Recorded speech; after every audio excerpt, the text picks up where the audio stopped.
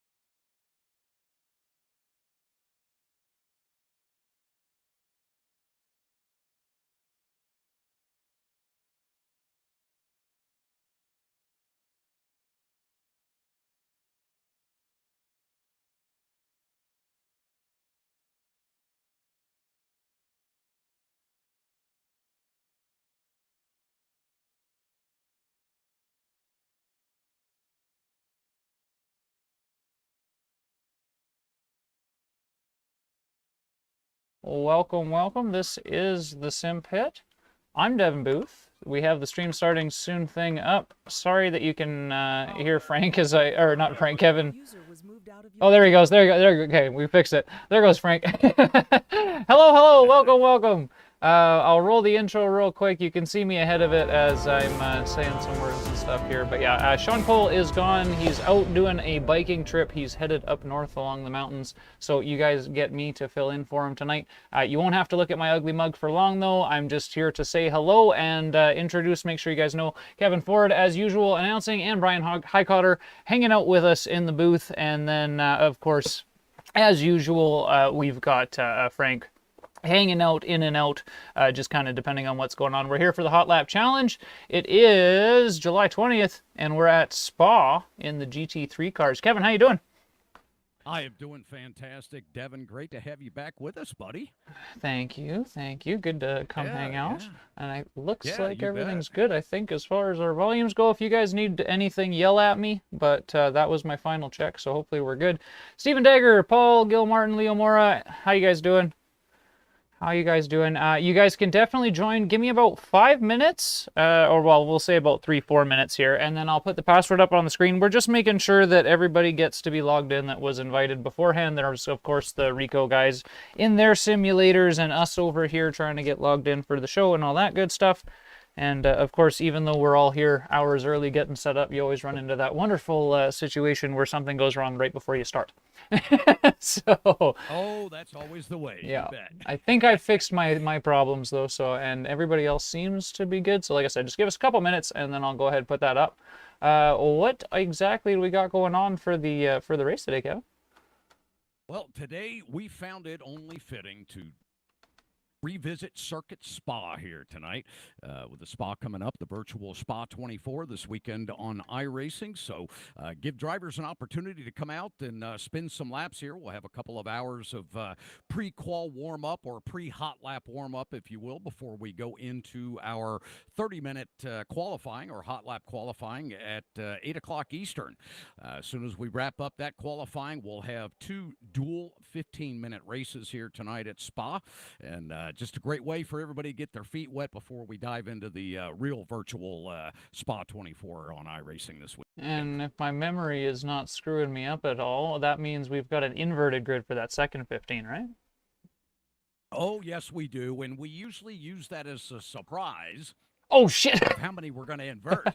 But okay. No, that's good. Okay. The number we didn't give away. Okay. Well, the number we did not give away. That's right. Very true, man. You almost did it. Good call. Good. Yeah, Yeah, we'll wait and let everybody figure that out when they get in the session here. Ken, how you doing, buddy? Good to see you. Leo, Paul, good to hear you guys are doing well. That's good to hear. Stephen Dagger's doing a BMX race. Oh, is that right? All Damn Motorsports. Hi, I'm here. I am. Yep, I am here. I didn't disappear. I needed to go be a dad for a while. So if you guys needed the update on me, that's what's been going on. I just been focusing on the family and being a dad. I've been doing lots of skateboarding. I got injuries all over myself, and I'm here though. I got like a sprained What wrist, I got a sprained ankle, I got holes in my hips, holes in my back.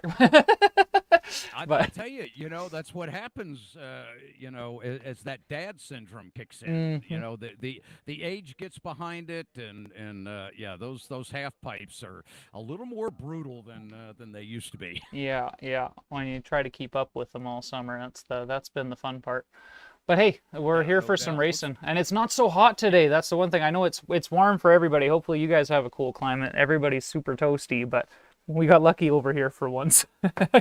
Yeah, yes, no doubt about it. Looks like we've got a driver in the sim there.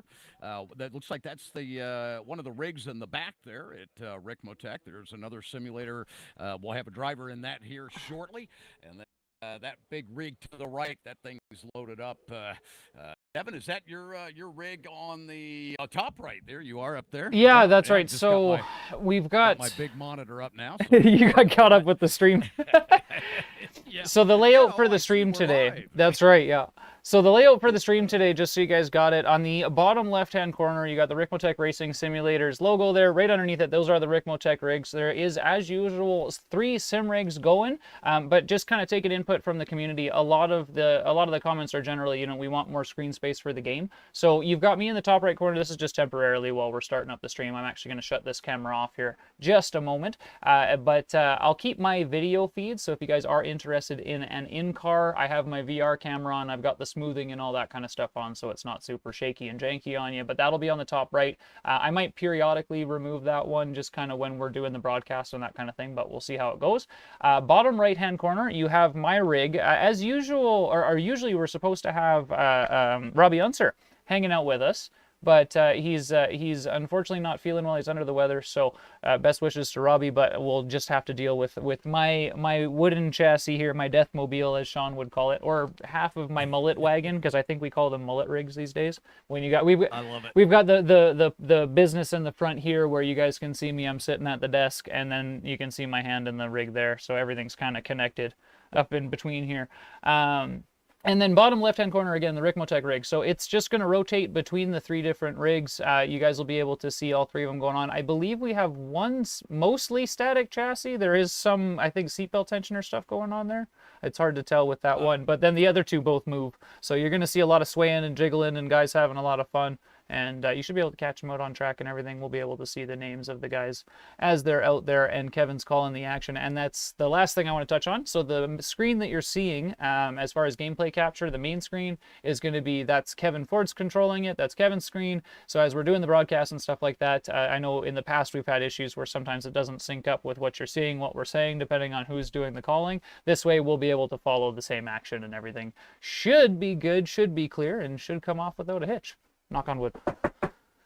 Yes, absolutely. It's good. It's going to be a fun one tonight. It will. It really will. Looking forward to this. Yeah, we should have a big turnout. There'll be a lot of drivers out there practicing for the Spa 24 on iRacing. And again, that is where you can find us. Of course, on iRacing this evening, we'll be in the hosted sessions. We'll give that password out here momentarily. Devin, how are you feeling about that I was password? just going to say that I'm on the button. If you're ready, I'm ready. So without further ado, we will go ahead and hit that. Without further ado, let's release that password. You bet. Top center corner of the screen, SPA 24. It is not case sensitive, so just SPA 24. You don't have to worry about the capitals. That's just the way that it comes off in the text. No capitals, SPA 24. If you guys need me to remind you, or if you forget where it is, or if somebody else asks in the chat, there you go. Top in the middle of the screen.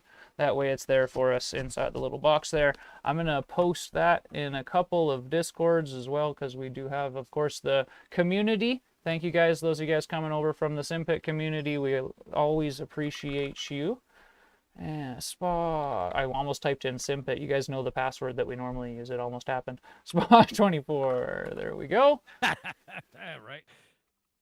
Password is live and all are welcome. Perfect. And I'm just going to do one more live notification now that we're here, and I'll go ahead and turn off this camera so you don't have to look at my ugly mug. One more slap hands from my side of the community for us obnoxious folk. And now you can ignore me and get in on the action. We do have, is that a Porca? I believe that's a Porca, isn't it? I think so. Porca. It is a Porca. Yeah, we do have that number 4 car out there tonight, the driver in the Ricmotech 1 simulator out there on track. So that would be the driver we see on camera right now in that SlipSense motion platform there. Excellent. Simulator simulates traction loss as we see a traction loss occurring on screen right now out of that number 4 car coming up Eau Rouge. Oh, bit of a close calamity there between the two. 4 gets the car righted. Get up that long uphill straight. Get that all set up again here. I'm just making sure that everything's running clean for us here. And there we go. Deadman, how you doing, buddy? Host for this one. You're looking for the host name. You're looking for Frank Rico. If you just type in Hotlap, it's the Ricmotech Hotlap Humpday Extreme Motorsports. These guys put this on every month, third Wednesday of the month. Hey, Shaun also grew some hair, man. Look at this luscious locks. Oh, I took my camera off. But Shaun also grew some hair. Hey, all right. Tiger fan up in the top center of the screen. SPA24, no capitals. SPA24. The font does what the font wants to do. It looks prettier that way than it does in Times. So I'm picky. That's right. Looks like the broadcast seems to be working okay. Everything seems to be doing good. I'm just going to hang out for a little bit and chat with Kevin before I jump in the rig. I am here. You guys will see my hand wiggle every now and again because I got to shake my headset or else it'll fall asleep. But I just want to ensure everything is running smoothly and how the audio is and all that kind of stuff before we start getting into the headset myself here. Yeah, fantastic. Excuse me. Going to be interesting to see what kind of times get laid down here tonight, Devin. We're dealing with some warmer temperatures here, partly cloudy skies. I believe it's around 78 degrees here right now, ambient temperature. The world records here being set. I believe Lando Norris has one of the world records here. I think his time is in a McLaren.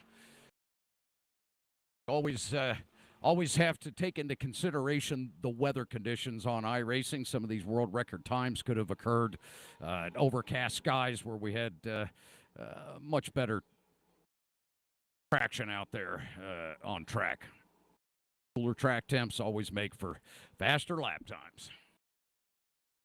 Oh, particularly in iRacing 2, it's not as weird as it once was, but it definitely still does that. Yeah, that's true. It's much better than it was, no doubt about it. I tried to fix the font, guys, and it made it disappear. So just give me a minute to get it back, and then we're just gonna leave it like that. And I'm gonna tell you it's lowercase. Sorry.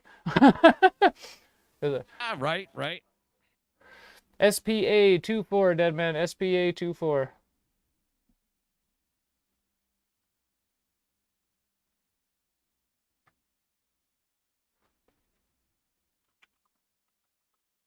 Go take a look at the 7 car here. The other Ricmotech machine. Tech 2, and I believe that is the driver that we have on screen at the moment.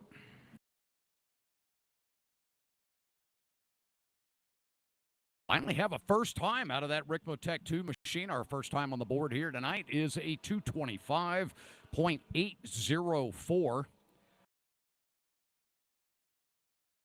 I'm going to say that is more than likely an outlap here. Running all the GT3 cars available on iRacing this evening.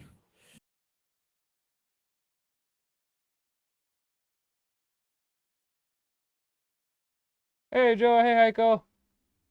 Hope you guys are doing well. I'm going to have to repeat it a million times anyway, Psycho, but I will do it. Just give me a minute, all right? Yeah, I got her figured out. Alt F4 is tonight's password. Hey, that Spa is one of those tracks. At least people know it. We should have a fairly decent racing. We should end up with some actually really good clean racing. Oh yeah, it should be really good. But yeah, this is a track that we've all frequented many a time in the sim. Hundreds and hundreds and hundreds of laps have been laid down here by most sim racers on iRacing. This track comes up on quite a few of the official series. depending on whether you're running a Mazda or you're running all the way up, and well, I should say Mazda. I'll say the MX-5 Mazda, all the way up to these GT3 cars and even F1.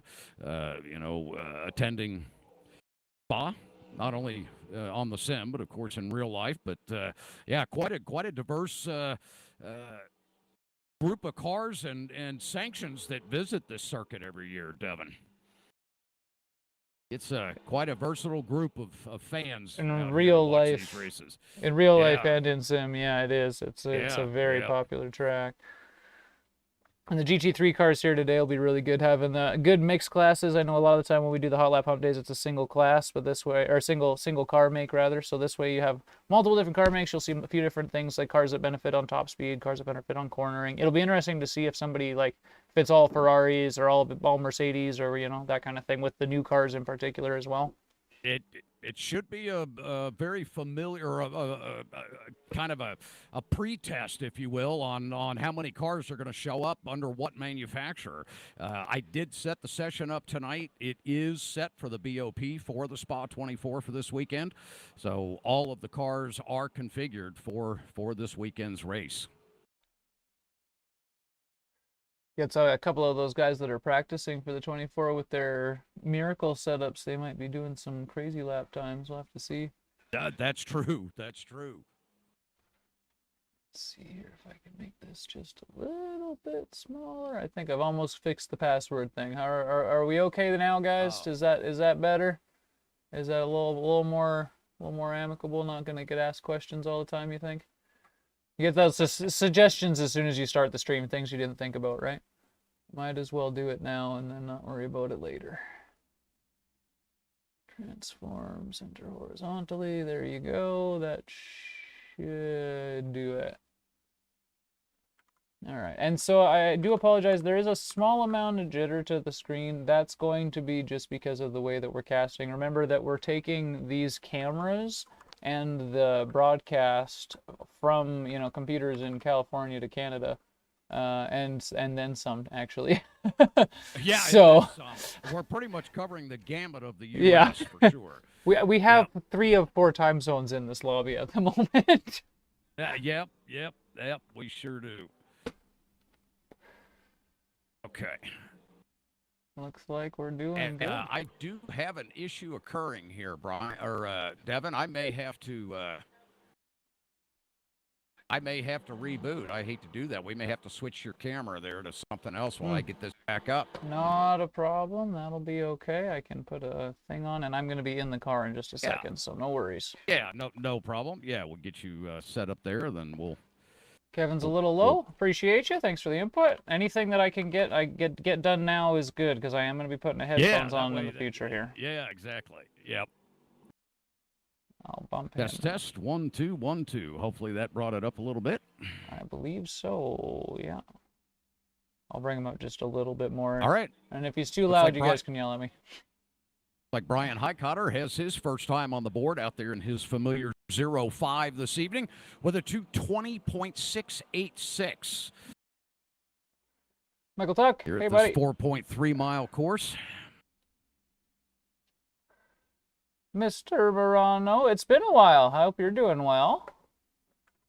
It's nice to be over on YouTube. Good to see him. Yeah, I think we're going to get all of our regulars back out here tonight. Right? Yeah. All right, we got the mirror up. We've got the team space. Oh, I see some new drivers coming in. The number 11 car of Randall Sherritt joining us this evening. Chris Parness. Kenneth Eastep. Great to see Kenneth out, as always.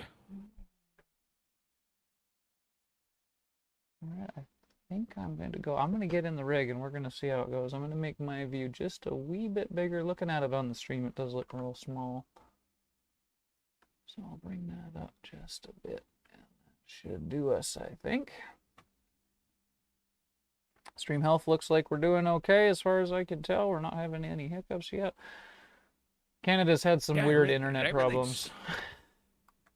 Oh, really? Oh yeah, we lost the entire country lost Rogers connections for, I can't remember how long it was. Oh my goodness. A few days. Even in Ontario, they lost some of their police dispatch was done through it, so they fully lost. Holy cow! Wow.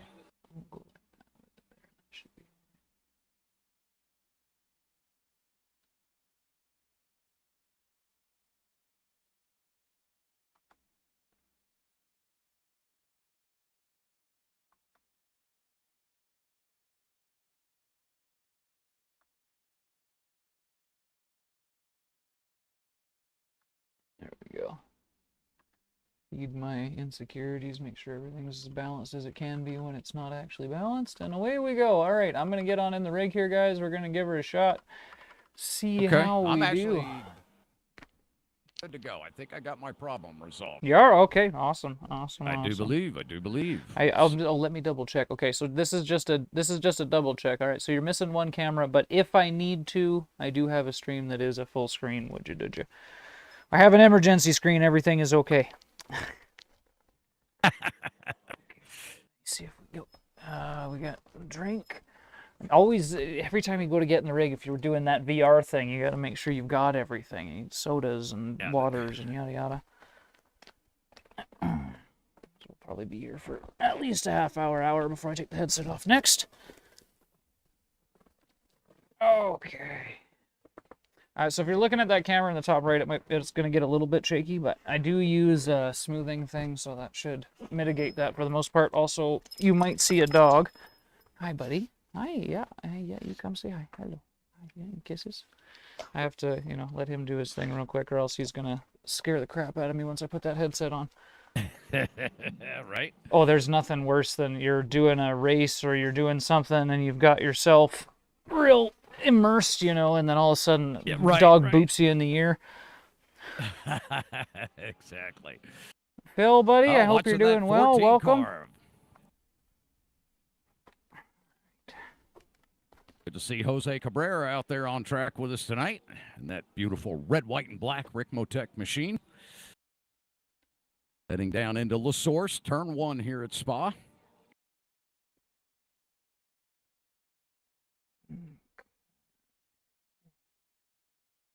Got my chat just a little bit high, but other than that, we're doing pretty good for a first setup there.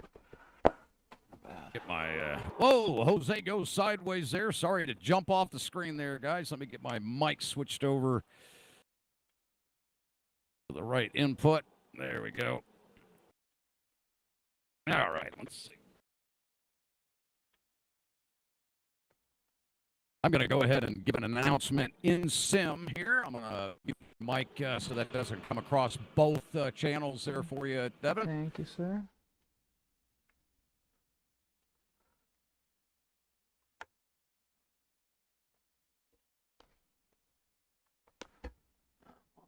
It doesn't matter anyways because I don't have it coming through yet. All right, where's my mouse here?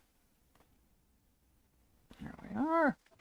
Okay, evidently my sound is doing weird things because I don't hear the in-game sound at all.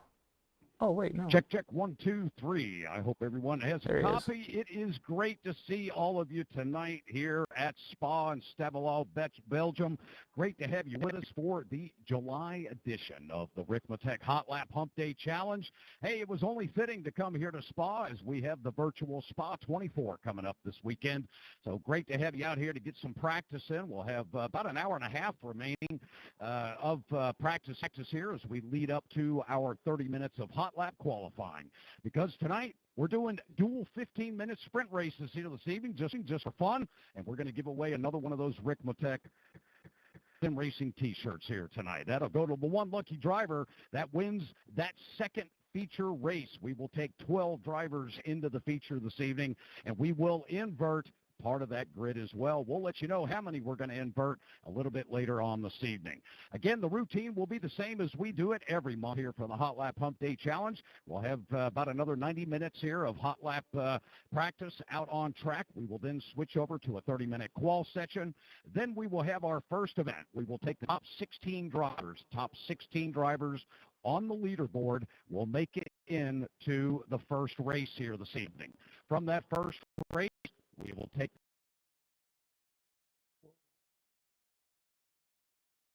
What's going on there?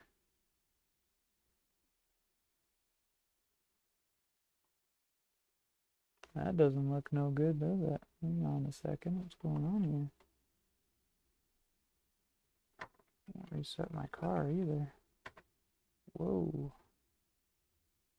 iRacing is doing some weird things today. For me, at least. I I see you're getting all set there.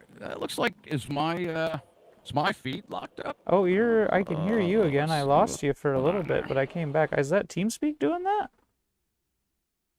Yeah, I don't have any volume at the moment, James, actually. Yeah, I've got something weird going on. We just lost the feed for part of it here. Let me get that fixed. I don't know what happened there. That was weird. Yeah, it's showing it on my preview screen. My feed Yeah, going I've to got you, it so you on should- one computer. I think it just had a hiccup there. Let's get that reset. Again, we have everyone involved in this tonight except for Japan. Just kidding, not quite. Everything was working. What happened there? Oh, I've still got your sound though, so at least there's that. Well, that's good. Yes. Let's see here. Oh, we got a little hodgy-podgy going on coming down the track here. Oh, you do not. And the Puhan. Jose Cabrera having a little side-by-side action with another one of the drivers out there on track.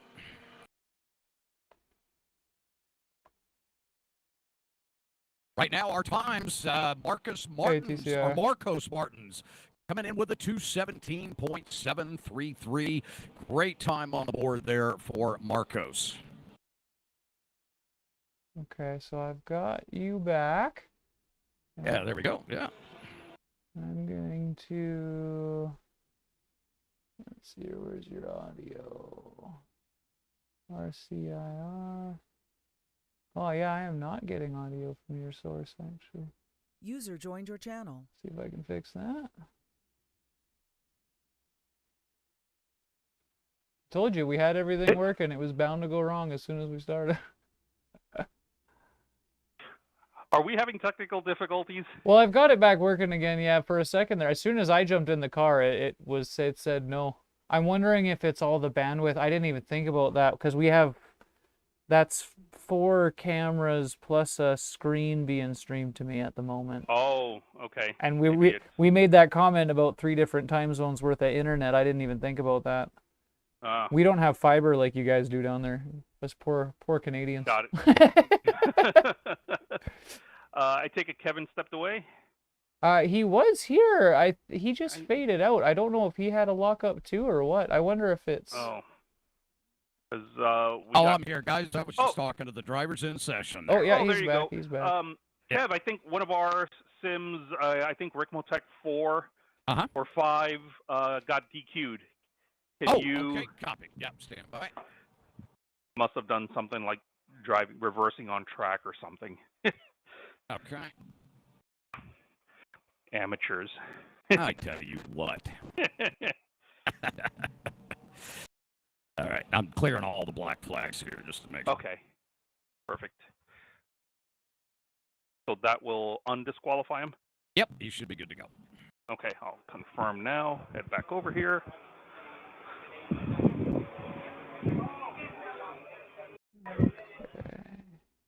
All right, we'll switch over here on camera to that number 12 car. All right, I'm coming back in again. Looks like the feeds are okay. We're just gonna give it a minute to see. Maybe it's just, yeah, it might just be an internet thing. We'll see. If it is an internet thing, that's okay. I think I can make it work. Oh, Chris having a bad wreck into that wall there. Oh man, coming through Blanchimont just ate it up. Yeah, big crash, big crash. Yeah.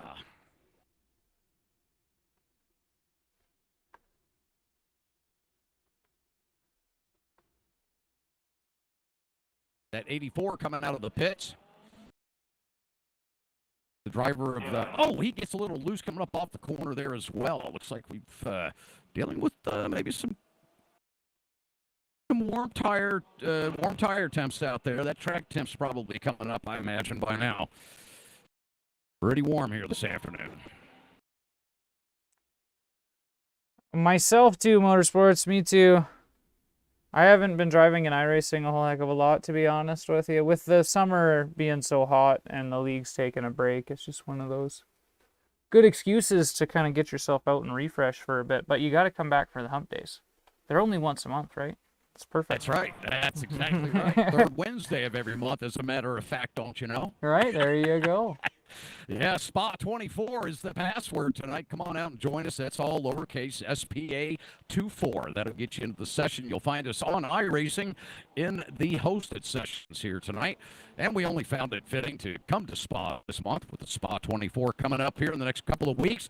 The virtual one this weekend, and, of course, the real one coming up, I think, immediately following the following weekend.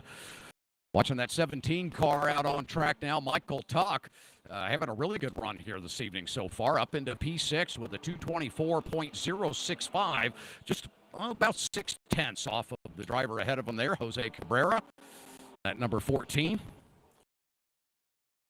Looking really good out there, running some really nice lines through these corners. When you get a fast time here, Devin, you definitely have to be on your marks. Yeah, it's this track, I mean, you have Eau Rouge, right, which is, and Radillon, depending on how you want to look at it, but that set of corners is just disgusting. It's high speed, you've got hills, you've got camber, you've got curves, it's just ridiculous. And then Blanchemont at the back time when you're full tilt in these cars, because eventually, I'm sure you're hitting it without lifting that last kink. There's no way that they're... Oh, sure.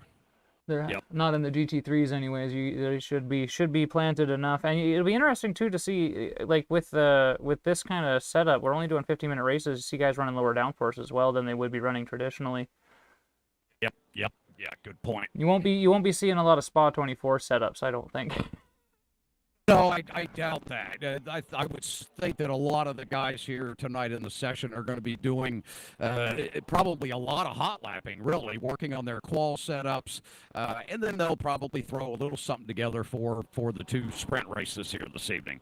But, yeah, this is a great opportunity for them to get out, practice those, 2 or 3 hot laps, see what they can get the car dialed in for qualifying for this coming up virtual race this weekend.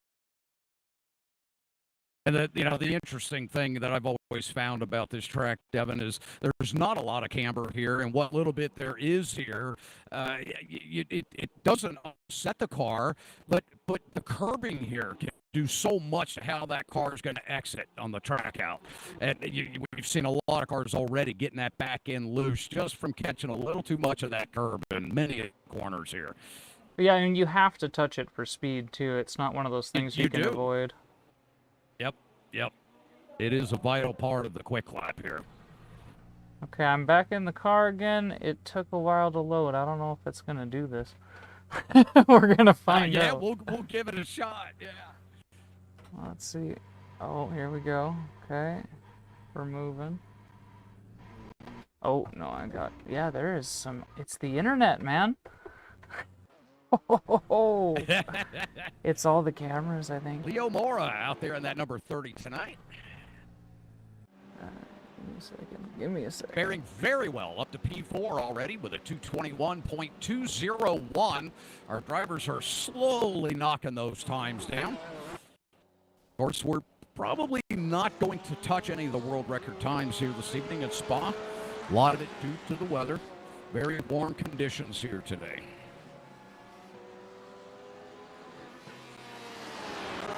Interesting enough, out of all the GT3 makes at Spa, the world record time is held by Dennis Grabowski, and he's got that record time with a 212.213. That was actually set in his McLaren. 2 minutes and then we also see another seconds. McLaren time that was set by Lando Norris, actually, a 213.345. Lando landing that time here at Spa. Hey, Kevin, we still need your help. Okay. Ricmotech 4 is still disqualified. Okay, stand by.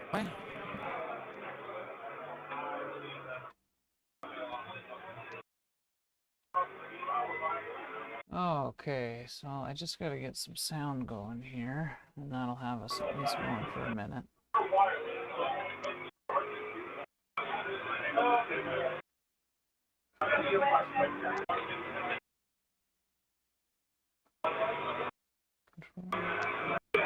Oh, there we go. All right, that fixed it. That finally got it. Okay, good deal. Good deal. Yeah, that was strange. All right. Why the software had to run a second time there, it looked like, to Ah. actually clear it. Yeah, that's weird. Okay. But yeah, I cleared the practice All one right. and came back up. All right, There we thank you go. so much. We'll talk in a bit. All right, you betcha. All right. Have fun. Yep. Sounds like a lot of drivers down there in Miami Lakes, Florida, at the headquarters of Ricmotech. I tell you, Devin, that place is like Disney World down there for sim racers, man. You walk in there, there's so many different brands and makes of wheels and pedals and rigs. You name it, they have it. It's a lot of fun to visit Ricmotech down there. If you're ever in the Miami Lakes area, be sure to give Ricmotech a ring and stop over to their shop there. It's quite a place. Yeah, definitely. Even if it's not the hump day, hop on in and give the guys a talking to. Frank in particular, I mean, he's a guy that's passionate about the hobby himself. It's not one of those stores that's run by somebody that, knows somebody and decided to get into it just for giggles kind of thing. He really does love what he does. Comes across well with the store and with the products. Well, it sure does. Yeah, his, and all of his design elements, the passion runs very deep with Frank. He's very passionate about his customers. He wants to make sure that everybody's having a good experience with his equipment, and yeah, it's a great place for us fans of sim racing, huh? Heck yeah. So I'm not getting any audio from your broadcast. I only just caught it now because I've got I was just using my audio. Oh, okay. Now that I can't, I'm using yours and it's not giving it to me. You get that. Just so that you guys kind of know what's up here, we have, there's a newer thing that we've tried out. Shaun's been using it for a little while where to get these cameras in rather than using Discord. There's a third-party application that's run through a browser that we're using for it. So it's a little bit different than something I've dealt with before. So pardon the hiccups, but that's where they're coming from. So at least you kind of know, or you have a sense at least of where they're coming from, what's going on there. Let's see here. All right, see if you have any audio now. Let's see here. Let me do a refresh on it and just see here, because that might be, I wonder if that's part of it. No, I don't have any. I've got your mic, but I don't have any of your game audio at all. You're not getting the... No game audio at all. Whoa. Let me see here if I can bring it up. If I do this, maybe. No, that's not going to do it. Different thing entirely. Yeah, still can't get it there. Shaun usually, I think, uses his audio as well, because he has the two screens side by side. Picture seems to be working fine. Mics are all working fine. Back to that 7 car, one of the Ricmotech machines. They're in that Mercedes AMG. Down a new time here. Let's see what they came in with a 224.502 on that last lap. Improve on that time.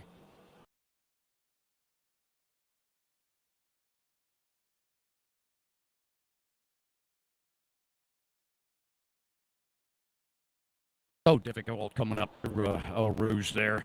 And these cars, you just feel like you're on the edge. That's really the only way to get through there quick.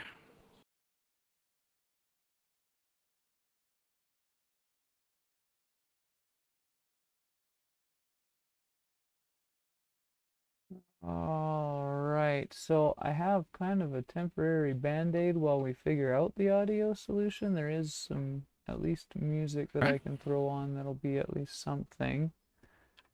I don't know why it's not coming through. As far as I can see, it's not coming through at all through that app. We had this trouble once before.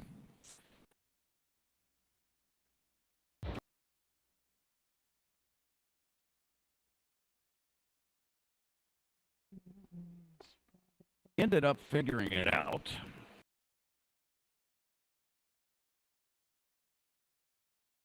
That's what I'm trying to sort out now. I do have the control audio through OBS on, so I am controlling the audio. Maybe I could try toggling that off. Yeah, I'm wondering if you're actually getting the feed, the audio feed. I see that I'm sending video, and the audio output destination is correct that I'm seeing here, but you're not picking it up on your end, though. No, not at all. And I did try unchecking that just to see there, and that didn't do it. Okay, so I believe I can do... Just changed another audio source. Alright, I know that's not like the perfect music, but it's just something so that there's something on there. I apologize for the silence. My apologies. We had the stream set up. You can see everything was working fine. We didn't anticipate the internet bandwidth thing. That's not something we could have tested until we had all of the cameras being used and the session up.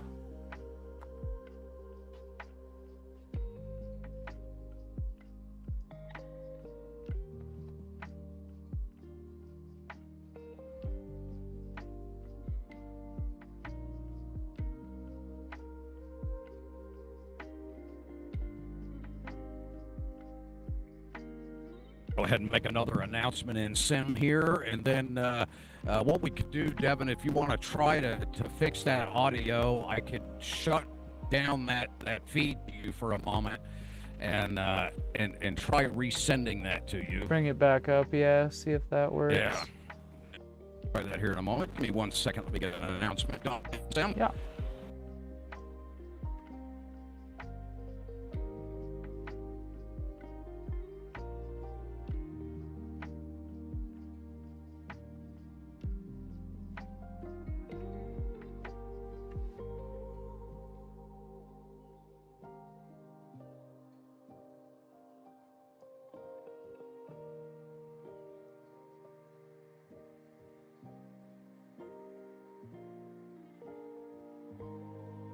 This way we can see the names. So that's the Ricmotech 2 car that we're watching now. That gives us a little bit better vision on what's going on there. And I will do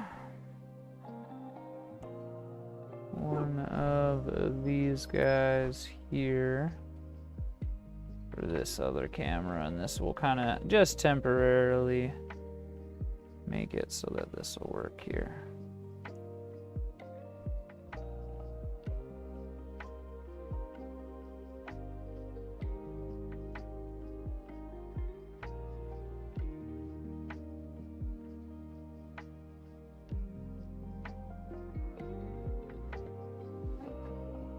We'll copy that and paste. Okay, that should sort us. Everything should be golden now. Again, my apologies for that there. I do believe we can do this now. And what I'll do is I will keep this one on a different camera for the duration of the deal. And also we were going to talk about those pedals anyways, so that's good. Okay, you want me to try to bring this down and set it back to you one more time? Yeah, give it a shot and see if that's it. Maybe just because you changed the audio while it was already going, maybe. Yeah.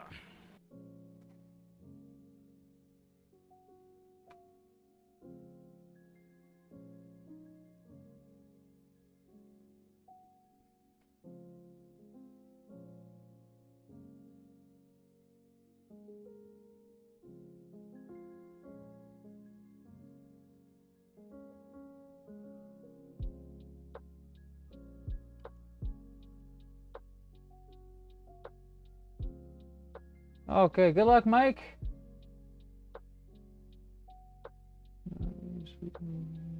It's not his mic, Ken. This is a streaming thing. What it is, or what I believe it is, because I've never had iRacing do this. I know this isn't a computer limitation. So just kind of using logic. I believe what it is that taking in all that download for all the cameras. Like I've got 3 1080p cameras, a 1080p game stream, plus an NDI for the stream, and then all of the comms through TeamSpeak as well. Generally, I do this through Discord as a rule. Oh, it did come back up, and the bar changed. I don't have sound, but the bar changed. It is stereo now instead of just... Let's see if we can't refresh that in a way that makes it come back. Let's see if still no audio. Yeah, I'm just gonna refresh it real quick here because it refreshed on your end. And it did give me, it changed the audio bar. It didn't give me audio, but it did change the audio bar. Oh, gosh. Which is of course funny. It did. Okay. It's giving me stereo, but still no sound, which is odd. Devin, I think it may be on my end. We had this problem with Shaun a couple months ago with it. Last month we figured it out, and it worked great.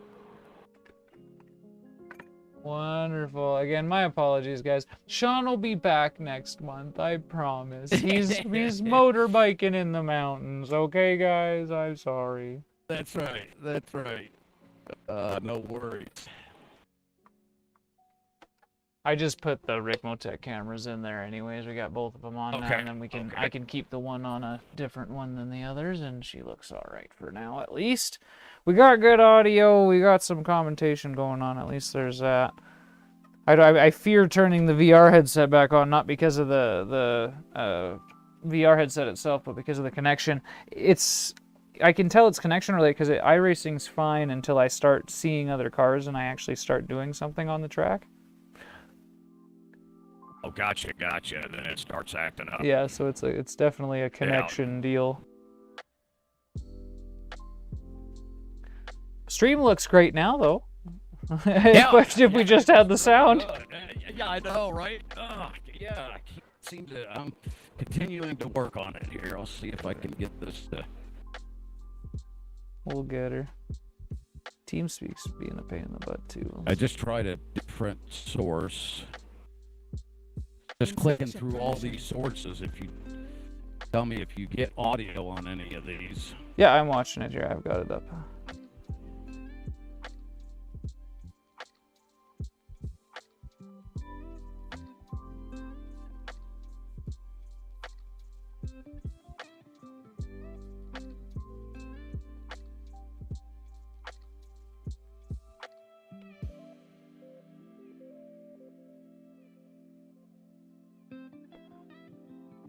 All right, so we've got now... Oh, I put that on the other side, you dummy Booth. I wanted to make it so I could see who was driving. I was about to say we got so-and-so in the car, but... Let's put this stuff on the other side. Like I should have in the first place. There we go.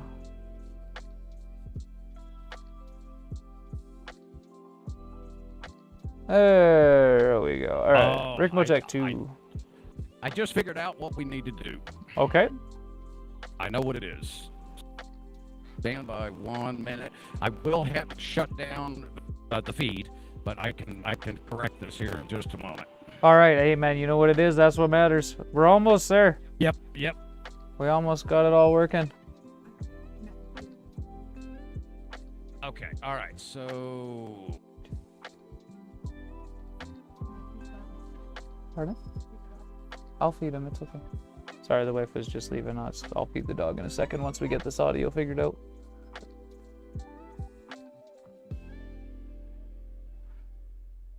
We'll get all this working. Prioritize. That's right. I'm gonna. All right, so the feed is down for a minute, but this should be fixing the audio. So you can see guys getting it out of the sim rigs and everything there.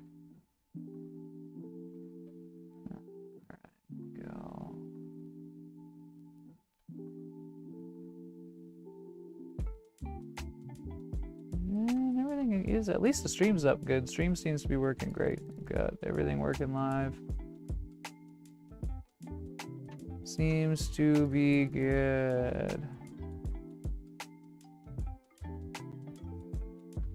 I'm gonna grab the appropriate excuse me, description stuff here.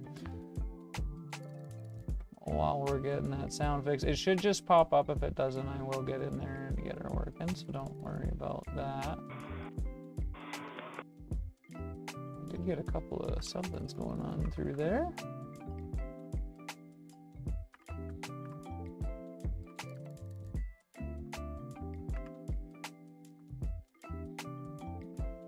Let's see, here we go.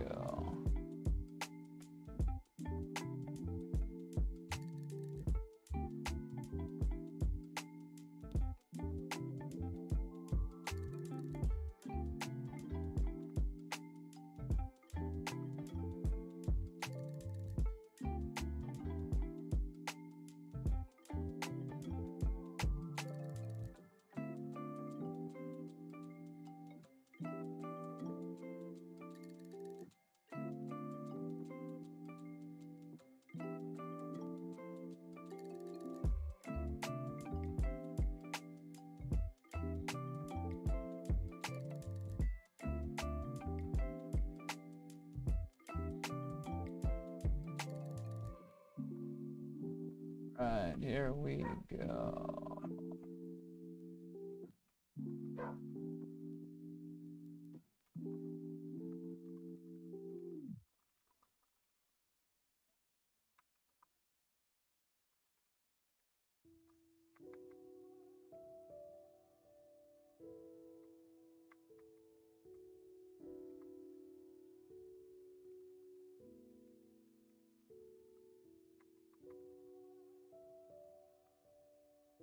All right, we got our tunes and everything working there. Let me just do a quick double check. We still haven't gotten the audio coming back yet or anything like that. I apologize again. I'm sorry, but we do have most of the things working now.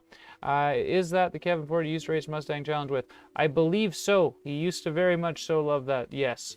Andrew, we are running the GT3s on Bathurst. I apologize again for taking a bit to get to it. Pit stop on Friday. It'll either be Amir or myself. I'm not sure which yet. That one doesn't have a whole bunch of crazy stuff, so yeah, we won't have problems with it.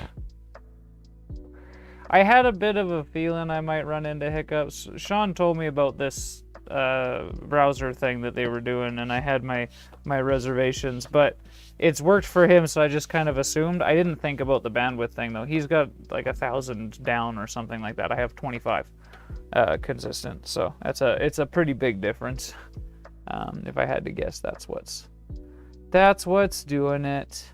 25 megabit down. We've got like 4 cameras that we're trying to do here, but Kevin is getting the did you restarted as far as the broadcast goes for the game stream, and everything should be working fine after that, I do believe. Yeah, I'm at 54% reloading back in. I should have audio for you on that feed. Oh, legendary, thank you. Did the link change? Yes, it will. Okay. No, it may not. It may not. Okay, if it does, let me know. If not, we're all good. Ends in AVM, the old one.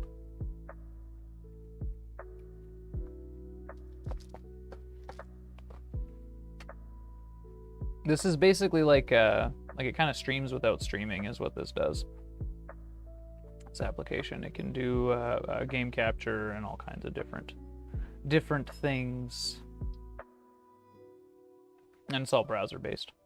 You can see the motion rigs spinning out like crazy. These guys are having fun. They're doing good. They're getting lap times. We'll be able to check in on them here very soon. And my apologies for the hiccups.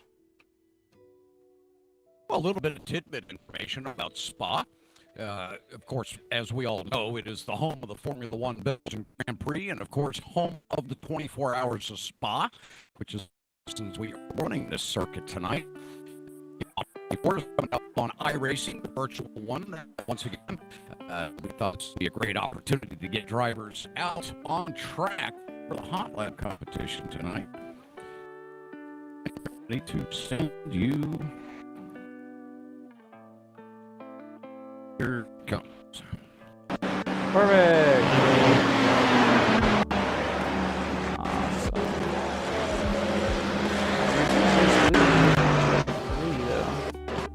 As we get one, as we get one fixed, one gets breaks. Yeah, but we do have sound now. There you go, guys. My apologies again for not having it for the longest time. I will bring it down. Apologies for the volume there. I can see it's crazy loud. Get that to a manageable volume there. That should be good. Holler at me if that's too quiet, too loud. I think I've got her at an okay place. I can bring the tunes down a click so that they're in the background now. And we should be golden. My apologies again for the hiccups, but we should be good now. And we did indeed lose Ricmotech 3. I don't know what happened there, but that's okay. I can mitigate that pretty easily, actually. That's an easier fix. I'll just get rid of it for now, and we'll let it hang out on the 1 and 2. No problem. We'll yell at Frank next time he pops in there. But yeah, we seem to be doing okay now. Good deal.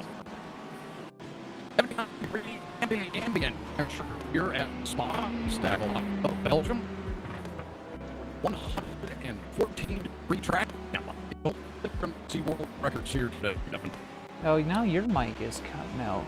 As soon as you started doing the broadcast with the audio, now your mic is not good. Mine's cut out? Okay. Oh, yeah. That's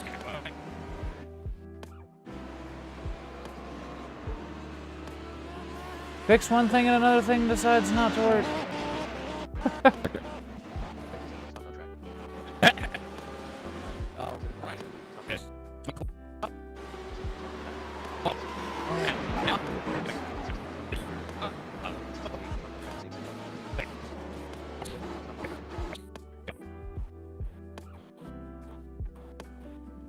Let's see here. I'm just looking at the packet info.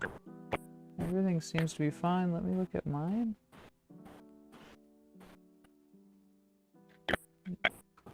User disconnected from your channel. Okay, he's disconnected there. We'll see him reconnect here in a moment. Looks like my audio is running consistently. We're not worrying about any dips or anything really. Everything seems to be okay. I'm just looking at the information from TeamSpeak here to make sure that we're not dropping. And it doesn't seem to be either of us are dropping, and my ping is down to 7 milliseconds. Kevin's though jumped up to like 600, so there is something going on there. We'll just give him a minute, try to get that cleaned up for you guys. Fix one thing and another one breaks.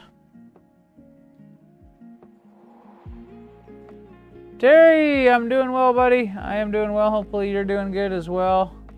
Kath, hey, buddy. My apologies for the stream hiccups. We're using some things to get these cameras all in, and I don't think it's the most efficient solution. I think that's the main hang-up, is what works for one internet connection will not work for all internet connections, and we just didn't realize that. I do apologize. I wonder if I could... It has been a while, yeah. I've been focusing on being a parent. I've been streaming still on my own stuff, but it's very much so not racing streams. So that's not a plug. You guys don't want to check out my streams unless you just want to hang out with me. But yeah, no, I've just been hanging out. When I do streams, it's just like hanging out, playing video games with friends, kind of thing. Not really doing anything for this kind of stuff. And sim racing's so hot in the summer, so I've been hanging out with the kids when I'm not doing gaming stuff, and lots of skate park. I'm super injured, which is, you know, good and bad. Yeah, no, doing well, man. Hopefully you guys are doing good, enjoying the summer.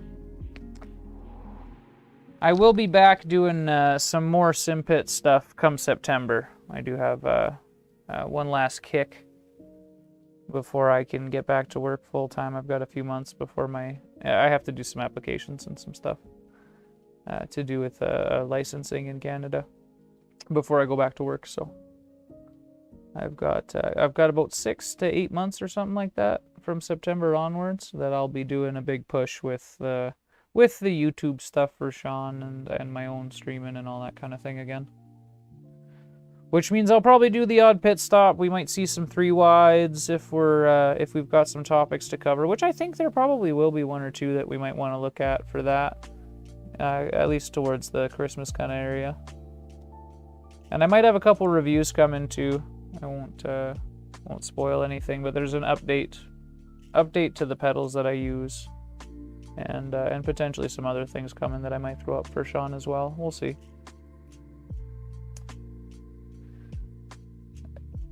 Yeah, Terry, honestly, I have not been using iRacing really at all for months. I'm actually going to unsubscribe here User joined your channel. after this. For August, I won't use it. Kevin, hey, how you doing? You got it working? Hey, I'm doing great, buddy. Yep. Everything's coming up, loading into the session here. So as soon as I get back in, we should be in good order. You sound great now, so it's definitely working, whatever it was. Yeah, I think if we were just overdriving it a little bit. I'm making that transition with all my screens and everything to get that audio back. The system just said, yeah, it's a little too much. for this. Yeah, Terry, there's also ACC leagues, though. Definitely check out the Discord for that kind of thing. We have all kinds of stuff going. There's, of course, I'll list the iRacing stuff. I know you don't have iRacing, so I'll list that stuff first, and then I'll list the other things. But for iRacing, obviously, there's a Hotlap Humpday every month, third Wednesday, same time, so you're right around 6 p.m. Eastern there that we get going. And then there is going to be a league in September for our Road Series. Oval Series is always going. The Extreme Sim Racing Mustang Series is kicking off again. They just finishing, I believe, the last of the preseason races, I think is what they just did. I think you're right, Devin. Yeah, that series is one to be in if you can. And then outside of iRacing, we do have ACC. There is a North American League on Fridays, a European League on Tuesdays, and then, rally leagues as well for WRC and Dirt Rally too. So plenty of stuff going on. If you guys, I know lots of you guys tune in to kind of watch the show and come hang out, and if you can, you do the iRacing thing. If you can't, you feel like you get left out, there is other things for you guys to do. So if you're watching the show tonight and you're enjoying it and you want to come try to do some racing with us later on, there are plenty of opportunities, very, very large. Very lots of things to do. I think looks like our stream is back up, everything but the game capture, and that we're just waiting on, right? Yeah, just 90%. Perfect, awesome. Okay, so we should see everything kick over soon. And you can see again the guys driving in the rigs there. So that's Ricmotech's rig 1 and 2. Ricmotech 3 dropped out for a bit. I'll do a quick check. It did stay out, so I'll just leave it. For now, we got the 2 cameras on there. The motion simulator on the right, that's that next level with the traction loss and the seat mover, the whole shebang. It's a hell of a setup.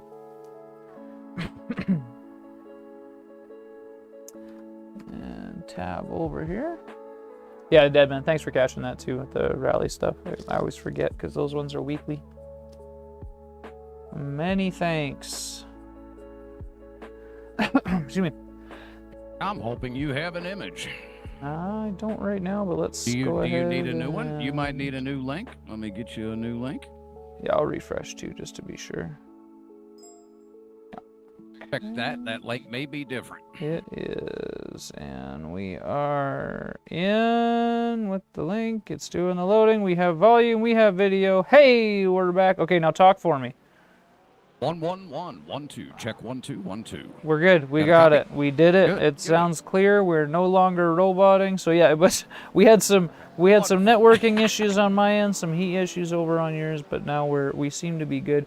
I'll be on a slight delay on the broadcast, so I'll play chat and color comment, and we're good. Everything will be fine. We make it work. Hey, we got it. We got it working. No doubt about it.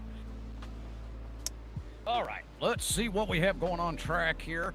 Let's update everybody on the times. We do have a 2:16.754 time out there from Marcos Martins, driver of that number 10. He came right into the session earlier. Second lap out, went right to the top of the board, and he has remained there since.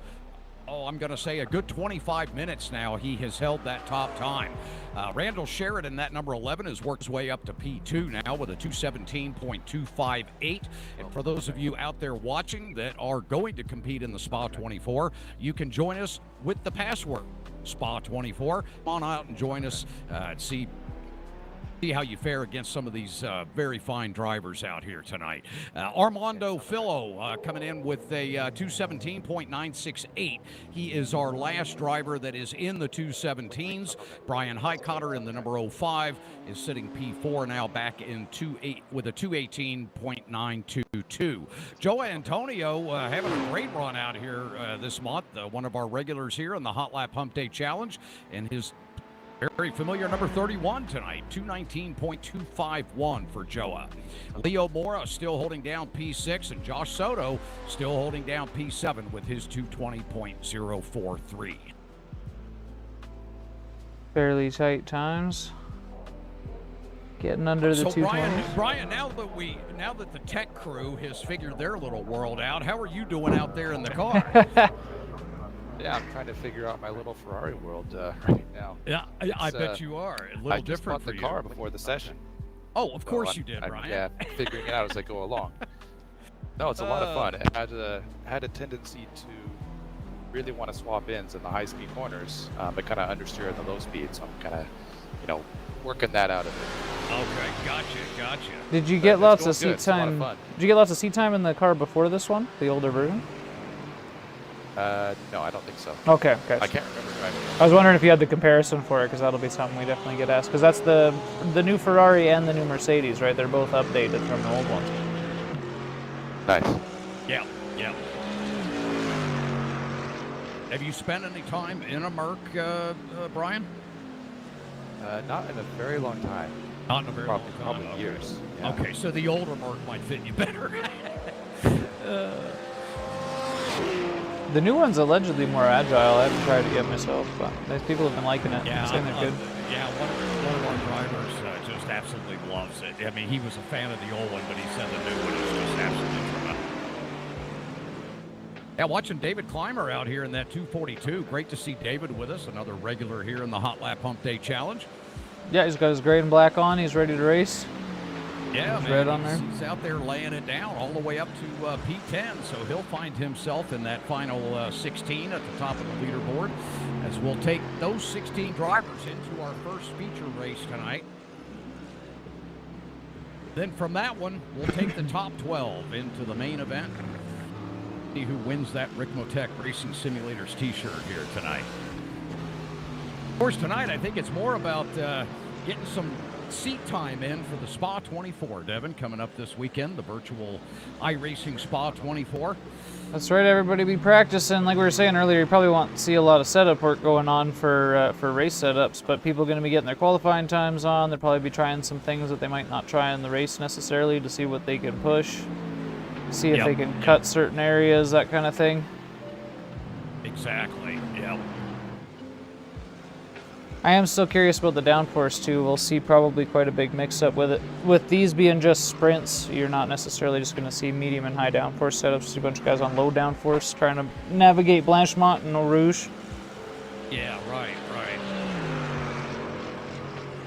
And there goes Clymer through the kink as we speak. It's too bad we can't see the inputs on the cars from the spectator cam, but I'm sure he's probably not lifting, or if he is, not much. Yeah, that would be pretty neat. Back to that 5 car. Ricmotech 4 machine, one of the simulators down at the Ricmotech headquarters in Miami Lakes, Florida. They too are having a special event tonight. It's the July edition open house there. Now that COVID has subsided to the point that we could start bringing sim racers back into the Ricmotech facility. It's nice to have those folks back testing out some of the sims there in the Ricmotech showroom, trying different wheels and getting a feel of what the actual simulators really feel like. Of course, everything from motion sims to, we see the 5 car upside down there. Hopefully that driver was not in one of those motion sims, because that may have hurt. I believe he is in one of them. That's the camera that's that's our camera that's down, but he is. I believe that is one of them. Yeah. Oh goodness! Oh boy. Hope Frank has first aid kit close by. Oh, here we go. Nice battle coming up Hemel Straight, heading to Lacombe. Taking a look at that Ferrari there. 668 car. Wouter Van Mork. Wouter, another regular. Great to see him out with us tonight. Yeah, Simpit racer as well. Races at a lot of the Ricmotech events, and we see him out quite a bit. Hanging out in the Discords and the chats and the communities. Yep, yeah, very involved in the sim racing community. We'll see him climbing the board, I'm sure. Coming in right now with a 221.485. Hitting P13 right now. Again, we will be taking the top 16 drivers into our first feature race. Paul Barnett sitting on the bubble right now in P16 with a 221.768. Just outside of that mark in P17, we find Mike Will. Mike Will with 221.919. We have several drivers in the 221s, actually, from P12 all the way back to P17, as I'm seeing on the screen now. What's our top time there at the moment? We have about 48 minutes remaining in our... And then we're doing a pre-hot lap. Then we'll do a 30-minute hot lap qual session. There we are. That'll set the field for our first event here this evening. So getting Dual fairly 15-minute close. races. Getting fairly close to the what is that? Just past the midpoint, right? For the practice exactly. here, and then you'll for just the see guys practice, button it up for the quali. Yep. Yeah, we're about an hour and 16 minutes or so into our event, 45 minutes or 47 minutes or so remaining here in our practice, I should say. So plenty of time for the guys to tighten it up, get to a little bit closer, make that top 16 harder to fight for. It's fascinating every month, Devin. We watch these times come in, and of course, early on in the session, you see them jumping around quite a bit. You know, people knocking a time down, knocking another time down, and you see a lot of shuffling. As you start getting into the last, say, 20, 30 minutes, the time board just kind of freezes. Yeah, everything tightens up and gets close and it stays there. Up and right, every tenth is just so hard to find. Yeah. So boy, the last 15 minutes, if we see a time move on that leaderboard, boy, it's a big announcement.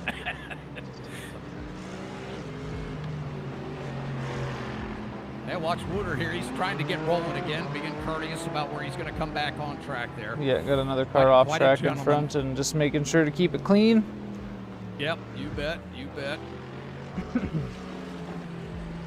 Most of our drivers, I think, for the most part, do pretty good. We get a lot of guys that come out, keep a lot of respect on the track, watch out for everybody else. Yep, absolutely. Good to see. They're very good about that. Well, Devin, now that we have everything working so well, I'm going to dive back into the session here and make an announcement to the drivers. Yes, sir. Let them know where we're at time-wise.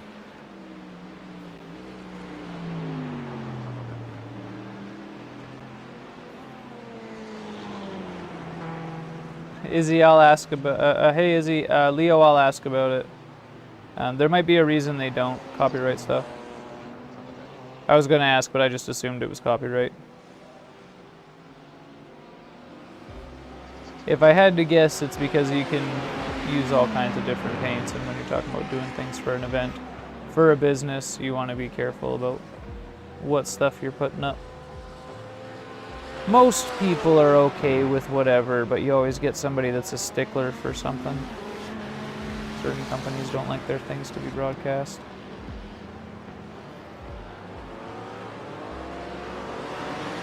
And Ricmotech's not just a little streamer, so, you know, a little bit different.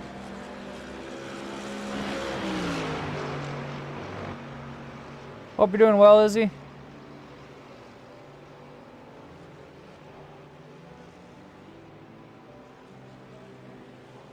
Yeah, I'm assuming you're working, Kath. Not going to be out there trying today.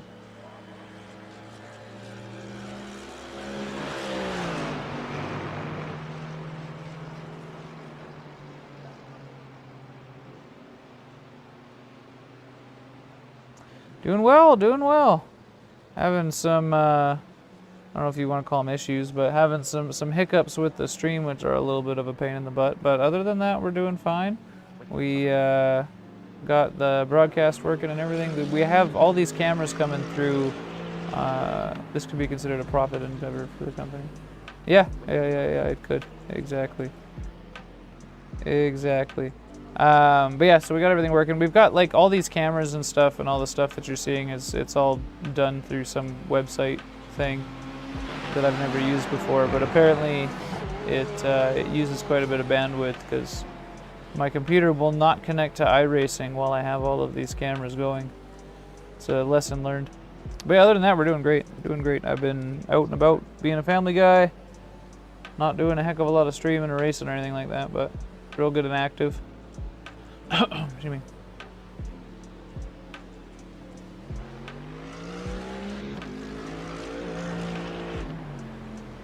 Wish this would have worked out better than it did, but it is what it is. Main thing is we got her up. We can have a good time.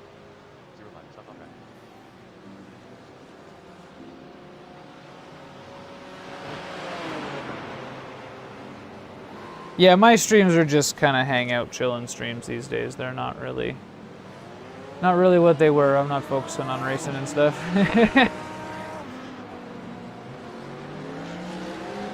September though, I'll be getting back into at least 3 leagues, I think.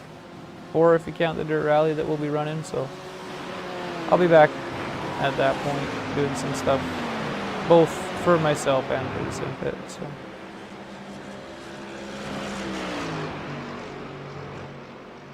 Maybe I'll get part 2 of that one video out finally. Calls it the salt mine.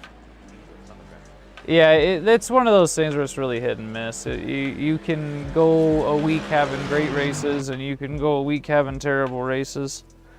It's unfortunate, but it is what it is.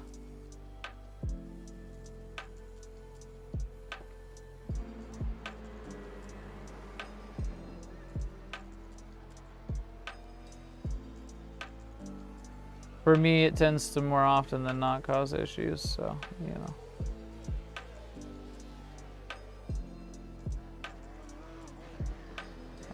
We'll get Kevin here following a car soon enough. He's just doing an announcement for the drivers there.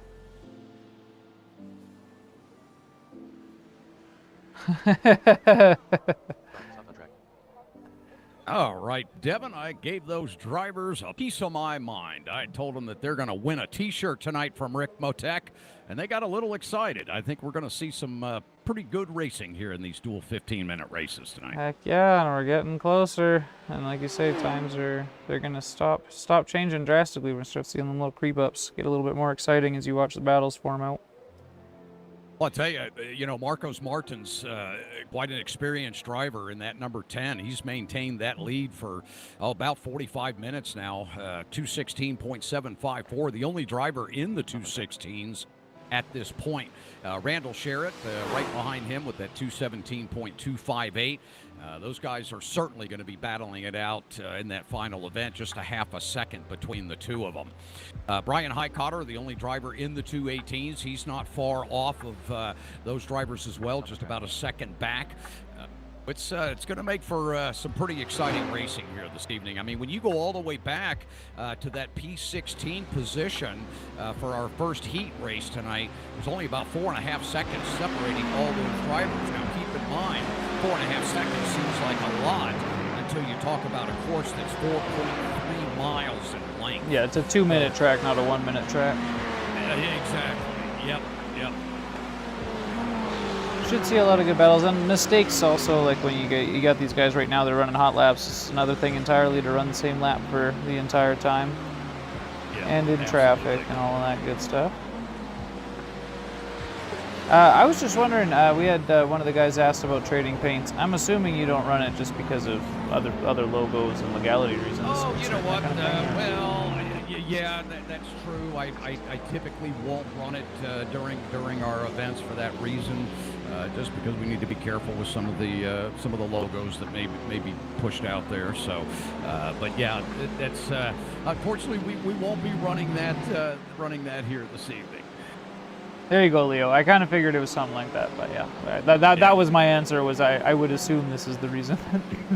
Yep. Lots of broadcasters make that choice, so that makes sense. Yeah, we do. Yeah, we try to be very careful with that. So there is a reason on iRacing to actually put yourself together a pretty slick looking paint. because you never know when these kind of situations arise where you find yourself in an event that, well, it's going to display that iRacing paint that you've put together. So don't want to find yourself out there in a white car with just one green stripe on it. So certainly take the time to dress out your car and take advantage of the sponsors that iRacing offers within the sim. Those are obviously all available to be run on your car. And, of course, Ricmotech is one of the series sponsors in iRacing. So having that on your car is always a nice addition, and we do appreciate seeing that Ricmotech logo out there. That's right. You got a Series 1 and a Series 2, or Sponsor 1 and Sponsor 2. That means you got Ricmotech in the Simpit right there. Away you go. Yep. It's easy. Yep. It's compulsory even. That's right. That's right. Indeed. Watching Brian Highcotter now coming through the first turn here at Spa, getting a good run off of the source there to head down the straightaway. How's that Ferrari feeling? He's focused. Get him through a rouge. Yeah, that was a stupid time to ask a question.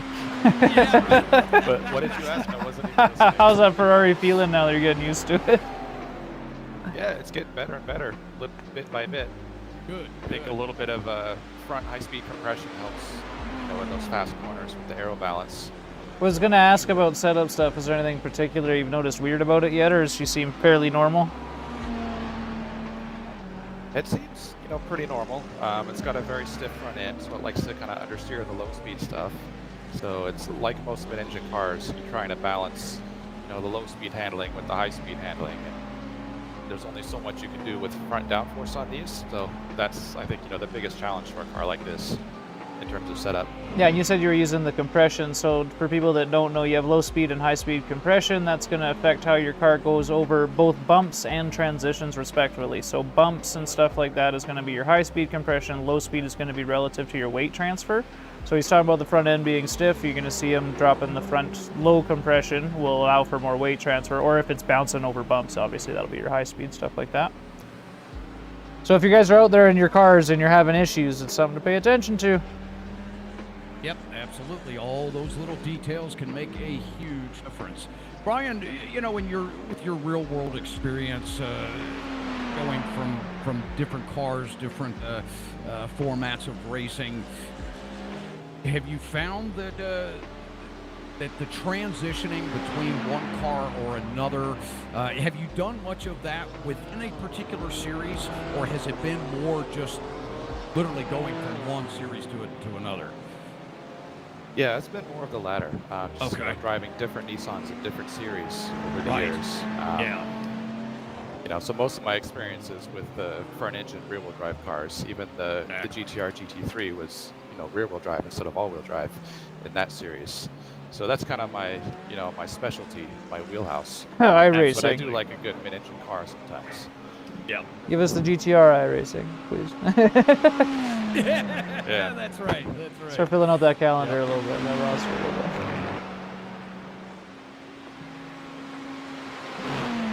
Thanks for popping in, Motors. I appreciate you.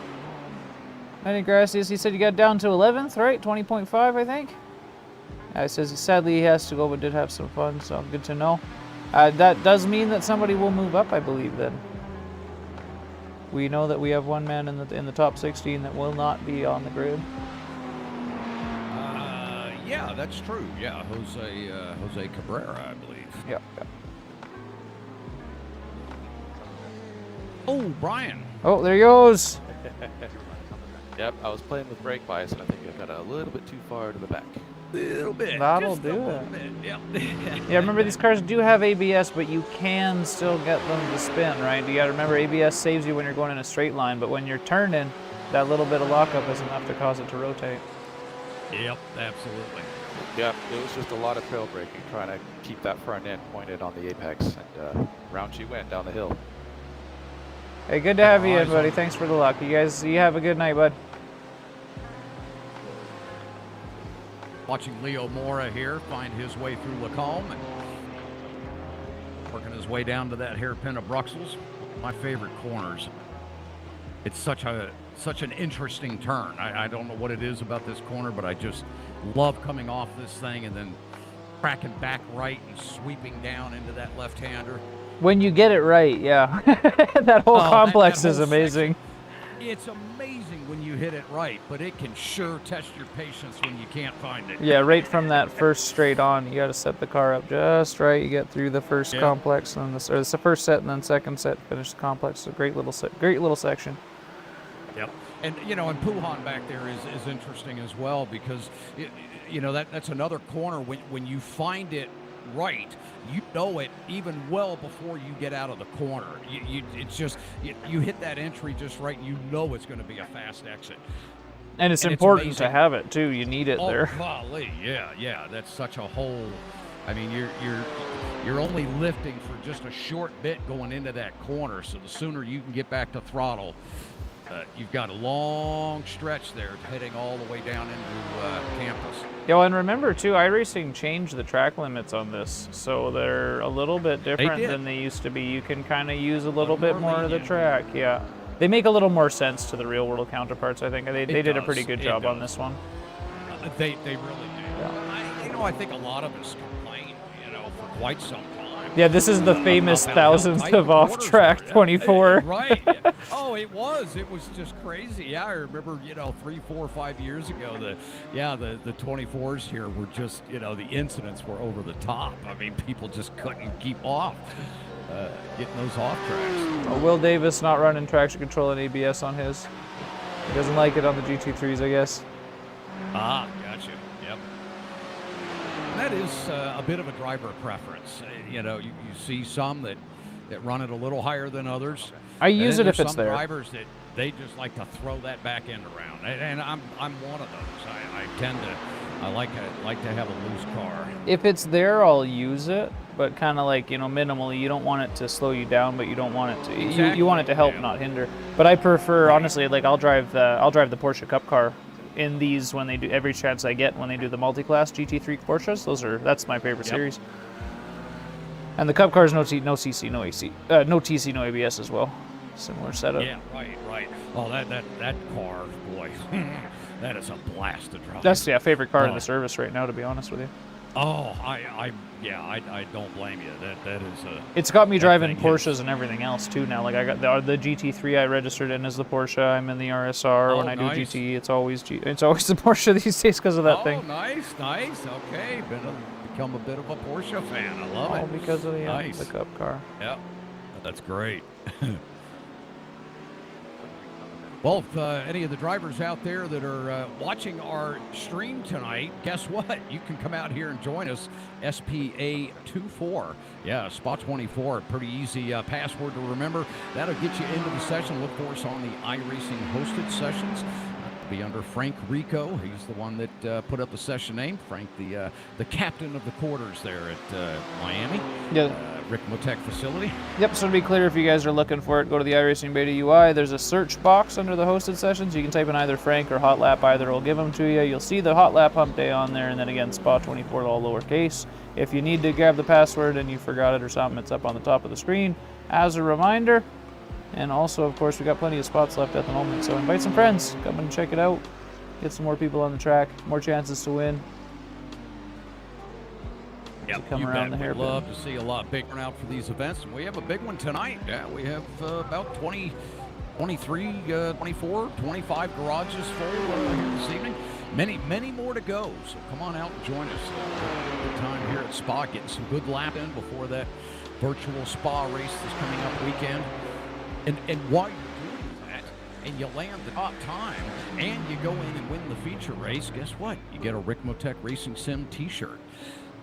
I'll tell you, they're pretty slick. They have a funny saying on the back of them, and I always just direct everybody to ricmotech.com to go take a look at their apparel so you can see that funny saying that's on the back of that t-shirt. It's pretty clever. I wear mine out quite a bit. Of course, I sport mine. I'm in a wheelchair, so the funny saying on the back of my shirt sits right perfect so everybody can read it. So I'll be in a restaurant and people start laughing. I hear them, they'll read the back of that shirt and they'll get a kick out of it. It's a lot of fun. So make sure you come out and give yourself a shot at winning one of those shirts tonight.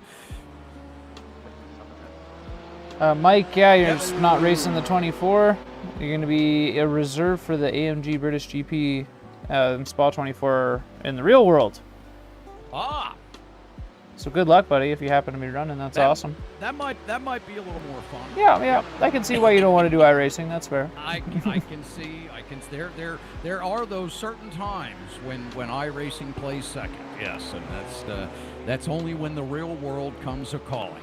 Yeah, that's right. You know, here's an interesting little tidbit here, Devin.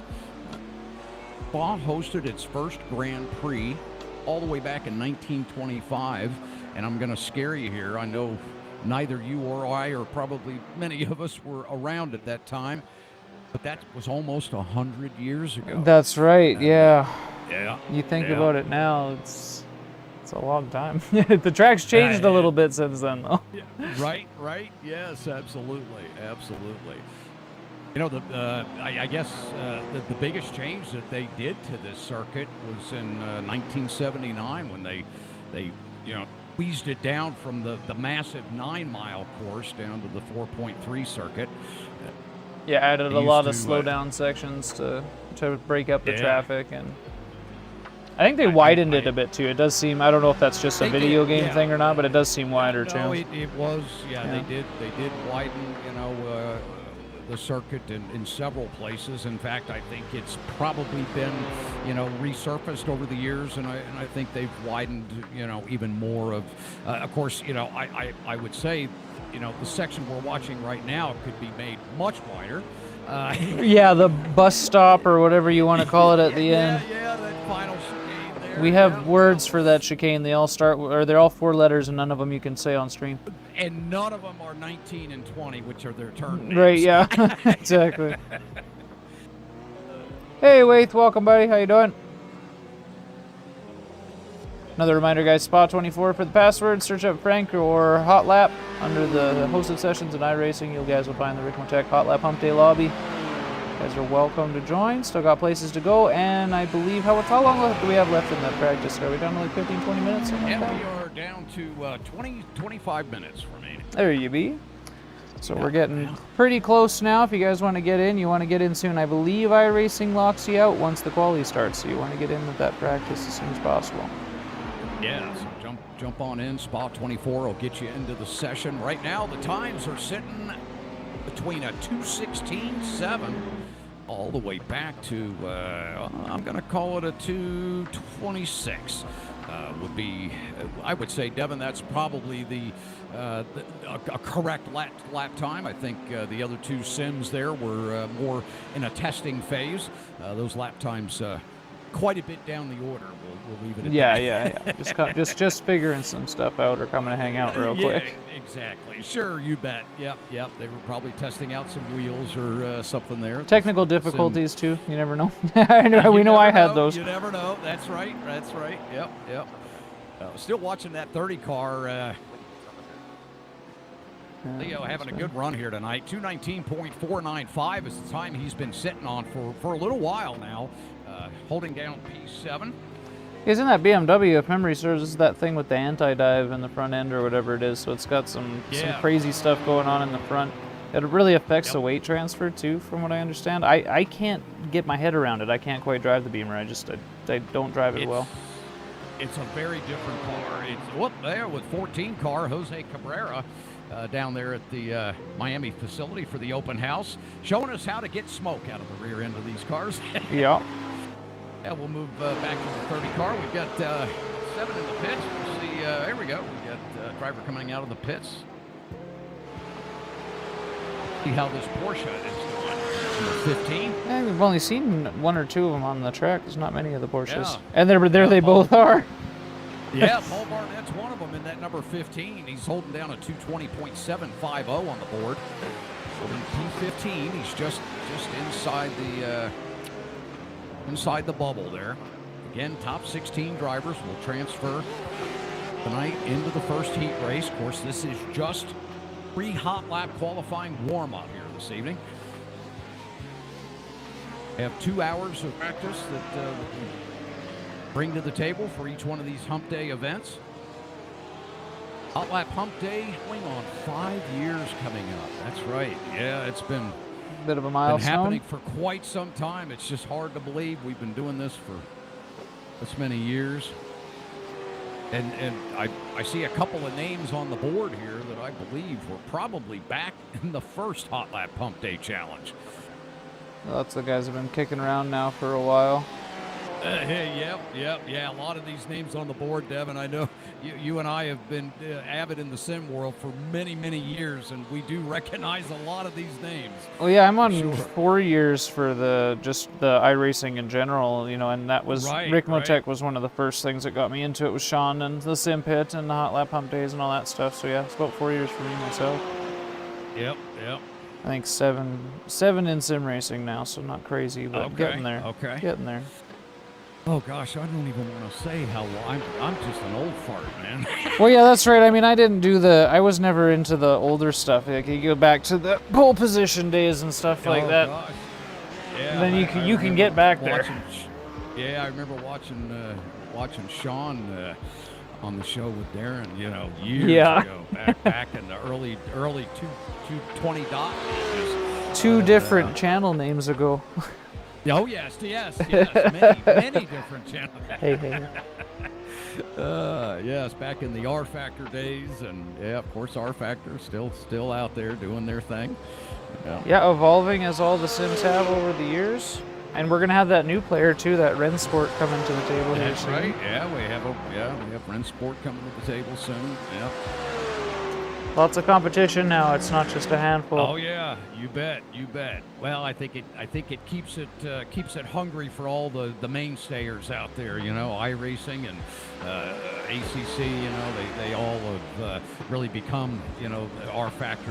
Those three are really kind of the mainstays in the sim world, and I think it just helps them continue to better their services and continue to capture that gap between the real world and the sim world. Yeah, iRacing got stale for a while, but they've done really well the last few years. They picked up their game, have they ever? And that's got to be the competition from the other sims. Oh yeah, absolutely. Well, sure, yeah, you bet. I mean, it does nothing but just keep the wheels churning, no pun intended, in those R&D departments, right? In all of these organizations. You know, I know for me, and it probably has come about for several, you know, depending on what quote unquote the sim of your choice. You know, for me, I have become so vested in iRacing that I just unfortunately don't have time to even dance on any of the others anymore. I used to be an avid sim racer back in the day. I was running R Factor, iRacing, you know, anything I could touch, you know, I wanted to be involved in. And now that we've gotten so involved with the e-racing management business, doing so much with iRacing now, with the Pro Series and all that we're involved with, they've kind of become my baby now. So I can't knock or say anything about the other sims. I think it's great that they're all out there, but iRacing for me has just become home, and I just have so many things and businesses involved with them now that I'm locked in for life, if you will. Oh yeah, I find myself. I was locked in for the longest time. I had to get myself out of it for the summer. give myself a chance to try some other ones. I'll be back though in September. I didn't realize that you even had a family. No, I'm kidding. Right? I'm kidding. Well, because your face was just out there so much. Everywhere. So involved with the environment and the community and. 28 hours a day. That's what we're saying. Well, oh my gosh, it's amazing what it takes. Yeah.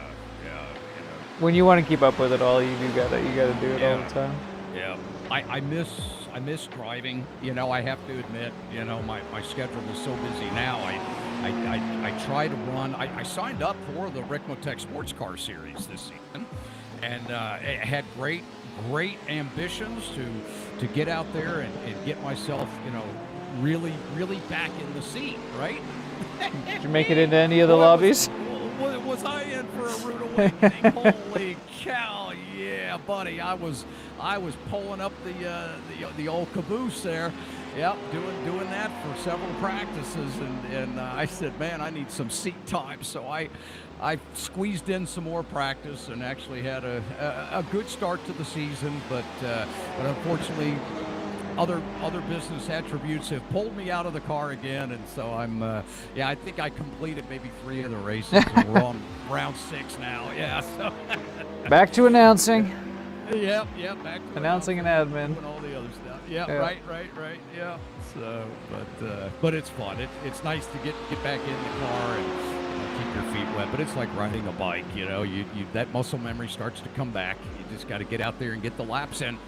Just like we're watching here tonight, as these guys are putting in a lot of time preparing, getting ready for that big event coming up, the virtual Spa 24 on iRacing this weekend. Yeah, our Porsche here has been getting loose a few times, but managing to keep it on the track, but certainly getting wild on the corners, seeing a lot of that rear end shaking around. What's the track temperature up to at the moment for this one?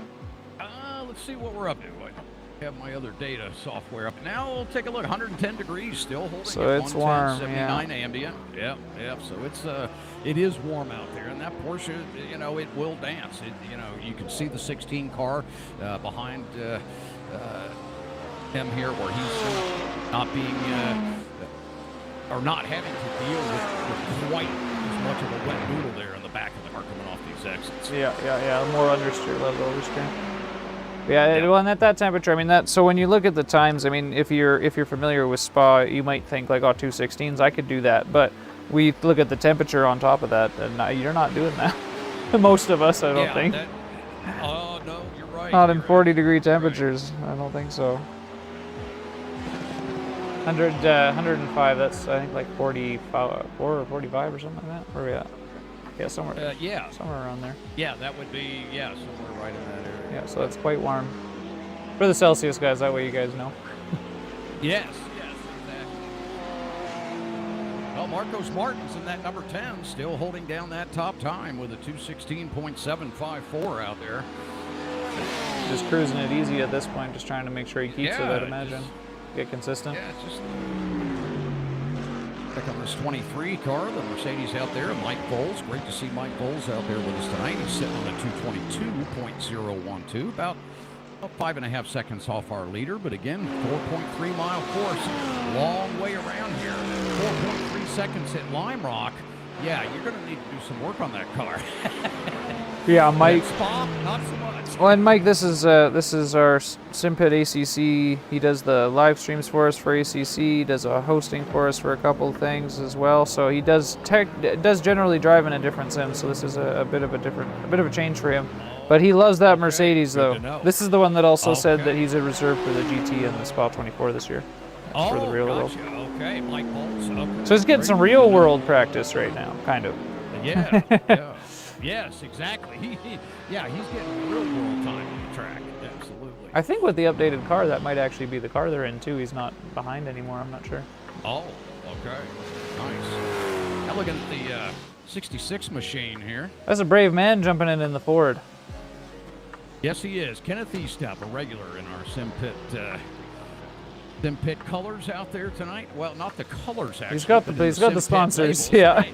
He's got the sponsors on it for sure, yeah. Ken probably has trading paints on for his, though, to be fair. Oh, Kenneth, he's a regular, boy, I tell you. I don't think he's missed a hot lap in a long time. If we had a no-show on one of these months, which we hope we never do, but yeah, it would be Kenneth would be the one driver that would come out and turn laps with us. He has become a staple in the Hot Lap series. And in the community in general. He started driving only started really sim racing online a couple of years ago. I believe he's been doing it with his brother for a number of years, but just the last couple of years online. And he's gone from, like you were saying, back of the pack with your sport car series, but you get seat time and you get practice, you start to pick it up. He's gone from back of the pack to consistent mid-pack, if not kind of towards the front of the mid-finishing. We have seen him many a time this year in our Hot Lap challenge, just battling right up in the top 5. Yep. He's had some very making it into the races and everything. And yeah, I love that speech shot there at Blanchimont. That's such a great camera angle down on the ground there. I wonder if he's managing to go through it matted in the Ford. I know the other cars are, but I don't know about that one. Yeah, I would be curious. Kenneth, if you could type that to us, let us know if you're flat out. Yeah, I'll ask him if he pops back in chat again. Yeah, Kenneth right now sitting with a 223.983. Of course, we'll see him moving that time up the board here shortly. Joe Antonio holding on to 29 still with a 219.251. David Clymer. David just still sitting in P10. My goodness, he landed there a little while ago with his 219.601. Still holding that mark. Just under 15 minutes now remaining. Go ahead and announce that to the drivers. Devin, I'll be right back. Yep, you gave her. And Kevin's announcing there, so you guys won't have to hear him screeching over top of the iRacing mic. All right, drivers, we are just under 15 minutes. Just under 15 minutes remaining in our Hot Lap pre-qual warm-up here for this evening. Watch that number 66 get loose out on track there. Kenneth Estep, a regular in our Hot Lap Challenge. Great to see Kenneth out there tonight. But again, drivers, just under 15 minutes remaining. And then we will switch over to our actual Hot Lap qualifying. We will have 30 minutes out on track, so you'll have plenty of time to work with some of your other competitors out there. Try to get some of those draft times, because we're only going to take the top 16 out of qualifying. Only the top 16 out of qualifying will make it to the first feature event tonight. There we go. Now the guys know what's going on. Those of you guys that are running, and if you're watching the stream, you've been hanging out for a while, or if you have the sound on or anything like that, just a reminder, with that 15 minutes, this is a good time to walk around real quick, have a stretch. Don't let yourself get stiff if you've been sitting in the car the last 2 hours. Get them ankles moving a little bit, move your wrists, move your neck. Make sure you're feeling good. It's more important than you give people, or most people give it credit for. Well, let's see if we can, let's reach out to Frank Rico. Frank, do you have a copy? I know you're busy down there with the open house and a lot of drivers coming in testing equipment. But if you happen to hear me and you have a second to jump on, we can talk a little sim equipment here for a moment. Yeah, and while you're hollering at them, I'll throw our wonderful little in-store promo on. So I think I got the volume right, but here you go, guys. So you guys can get a little bit of a look at the inside of the store where they're at here. This is the Ricmotech storefront. This is where the chassis are. You guys can see in the bottom left-hand corner of the game capture there. Those are the chassis that you're seeing. Those overhug Willwood pedals on the right of the rack there, those are the ones that I got. I love them. They're beautiful. They work great. I wouldn't switch them, period. I was talking to Frank about that earlier today. Also, they carry plenty of other products. You guys saw the Tiltons there. There's some Thrustmaster, Fanatec. They've also got all of the other standards hanging out in there. And then we're back, so you can see on the top left-hand corner and top right. You guys could see those rigs in that video there. That one on the top left is pretty identifiable. You can see with the hydraulics and the rails and everything for the mounts. That's our RC2 camera.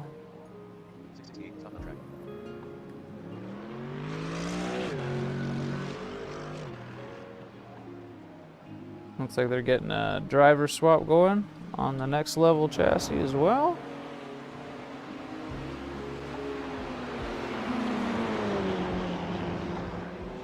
Watching that 63 car of Mike Will out on track. He's moved himself up to P8 with 19.107.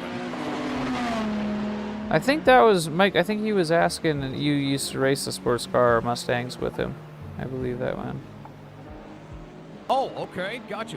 Mike Will? Mike Willie, I think he said you would know the name. Mike Willie. Yeah, that's right. Yep.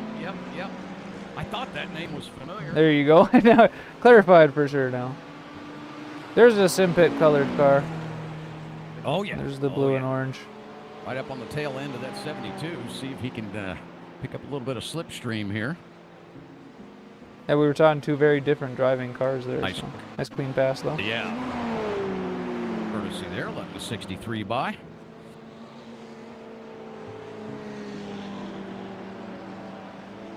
All right, so with about 10 minutes left in the practice, I'm going to step away for just a second here.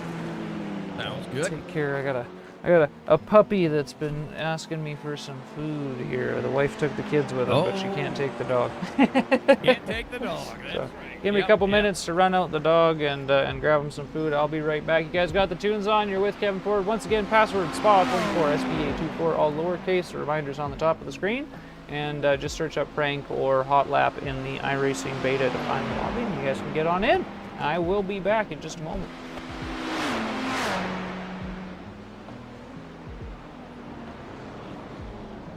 All right, taking a look at the 63, still following that 79 car. I bet they're trying to team up a little bit, do a little slipstream action here. Improve on their times. Go back to the 5 car now. Ricmotech 4 simulator machine. Yep, you can see that's a driver that's finding their way around Spa here. Maybe one of their first times in the simulator, so not doing too bad out there.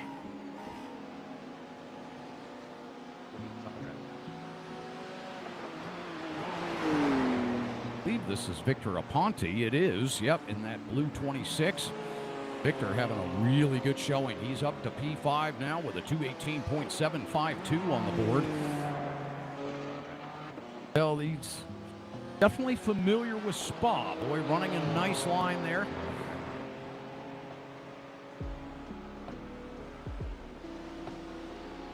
Heading his way down to Blanchimont, one of the fastest sweepers on the course here. This wildly crazy left-hander, then drops you down into this heavy brake zone of turn 19 here into this final chicane. Take just a little bit of curb on both of these here, and he does a nice job going through both of those left and rights, or right and left rather, of 19 and 20. Now approaching La Source, turn 1 here at Spa, starting his new lap. See what he came in with here. Victor Aponte coming in with a 218.752, still holding down P5. Last lap he had a 219.653, so we'll see what he does on this lap. This is probably his actual time lap. Watch him heading up through the Rouge and Radion.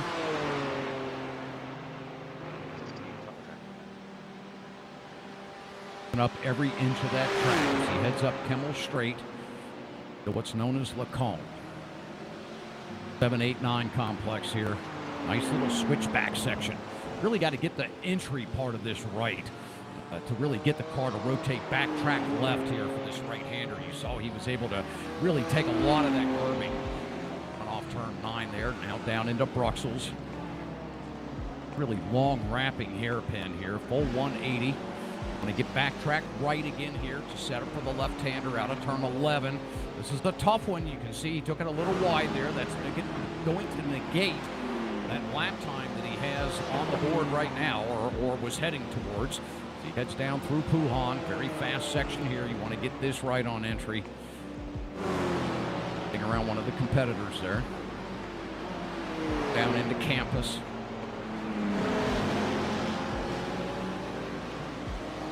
Campus now coming down into Stavelot. Stavelot, very interesting corner. You know, trying to get that entry right can be daunting because you do have to take so much of that curve there to really get a good smooth exit. My goodness, does he have traffic up ahead? Holy cow, we've got quite a traffic jam here heading to Washington.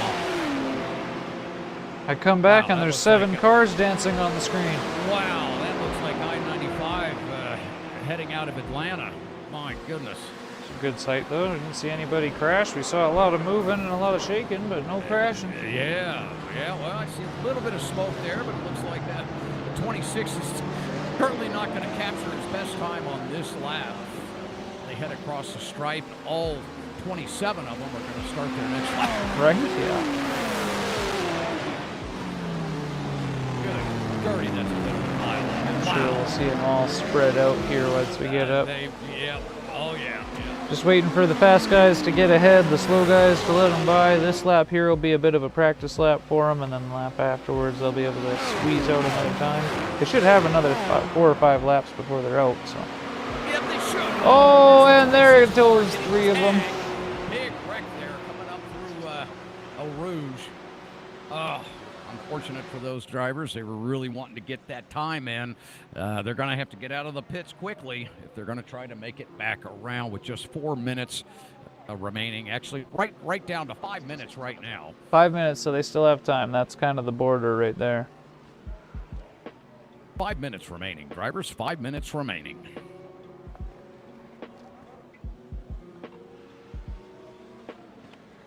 Wanted to make them aware of that in case some of those guys want to try to get back out and get around and start another timed lap. Of course, these laps really won't count towards the actual qualifying. We'll be heading over to the actual hot lap qualifying here in just under 5 minutes. Drivers will have 30 minutes to get their best lap time. They're allowed to draft. They're allowed to team up with a couple other drivers in the session to try to improve their lap time. That is allowed. Yeah, so as a reminder on that front, you guys just keep in mind, if you guys want to join, that means you got 5 minutes to get in the lobby as well. iRacing will prevent you from joining once the qualifications have begun. So get yourself into the lobby. Password SPA24, all lowercase. Still got a group of cars going. They didn't all spread out even with a little bit of bashing. Yeah, these three look like they're going to stay hooked up and try to blast out a good lap time here coming around. Marcos Martin still holding his 2:16.754. I think he found solace in that he was just going to sit on that time. There's that beautiful speed shot I love so much.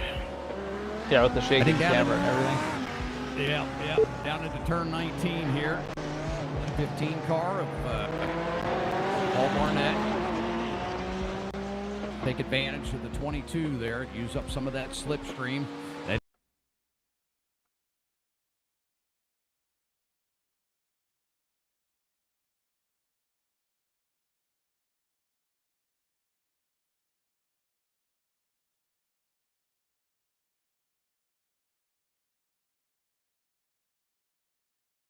Oh, we had everything freeze again. Way to go, internet. Of Kenneth Jensen, we were talking about him earlier. He's really wanting to get into that. Whoa, look at the Porsche going off track here to make sure that quite a battle we're seeing here. Race practice for the Spa 24, Devin? Yeah, a little bit of that side by side. That's always good to do while you have the opportunity, at least.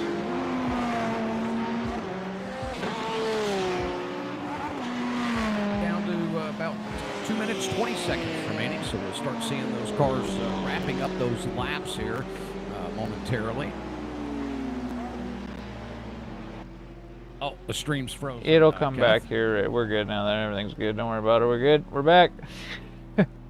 Thank you, Mike. I appreciate it. We've had some, what did you call? Internet bandwidth issues is what we'll call them there. Got half of it back. I just have to refresh this half here, and then everything should be golden again. We learned a valuable lesson about these online widgetages. There we go, everything's back again. Hey, look at that. We didn't lose all the sound this time, at least.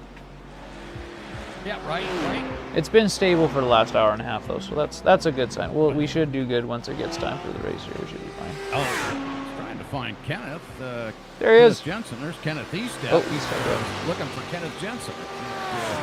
He was sitting on the bubble there in P17, but I don't think he's going to make it. Looks like Michael Tuck may actually end up taking P16 with his 220.588. Watching the 66 now. 66. Hoping to make his way in tonight. Step. I don't know that. Well, we'll see. He's fighting an uphill battle in that car. Yeah. I think he is. That 4GT's. It's what you would call dated. Agile. Yeah. It certainly has some speed. It's I love the 4GT.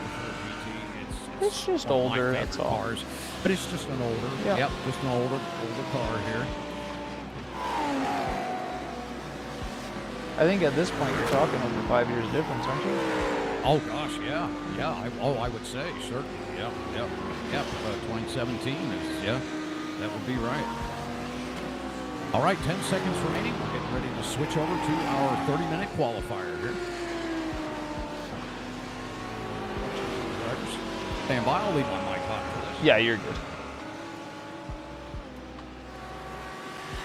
All right, drivers, checker flag is out.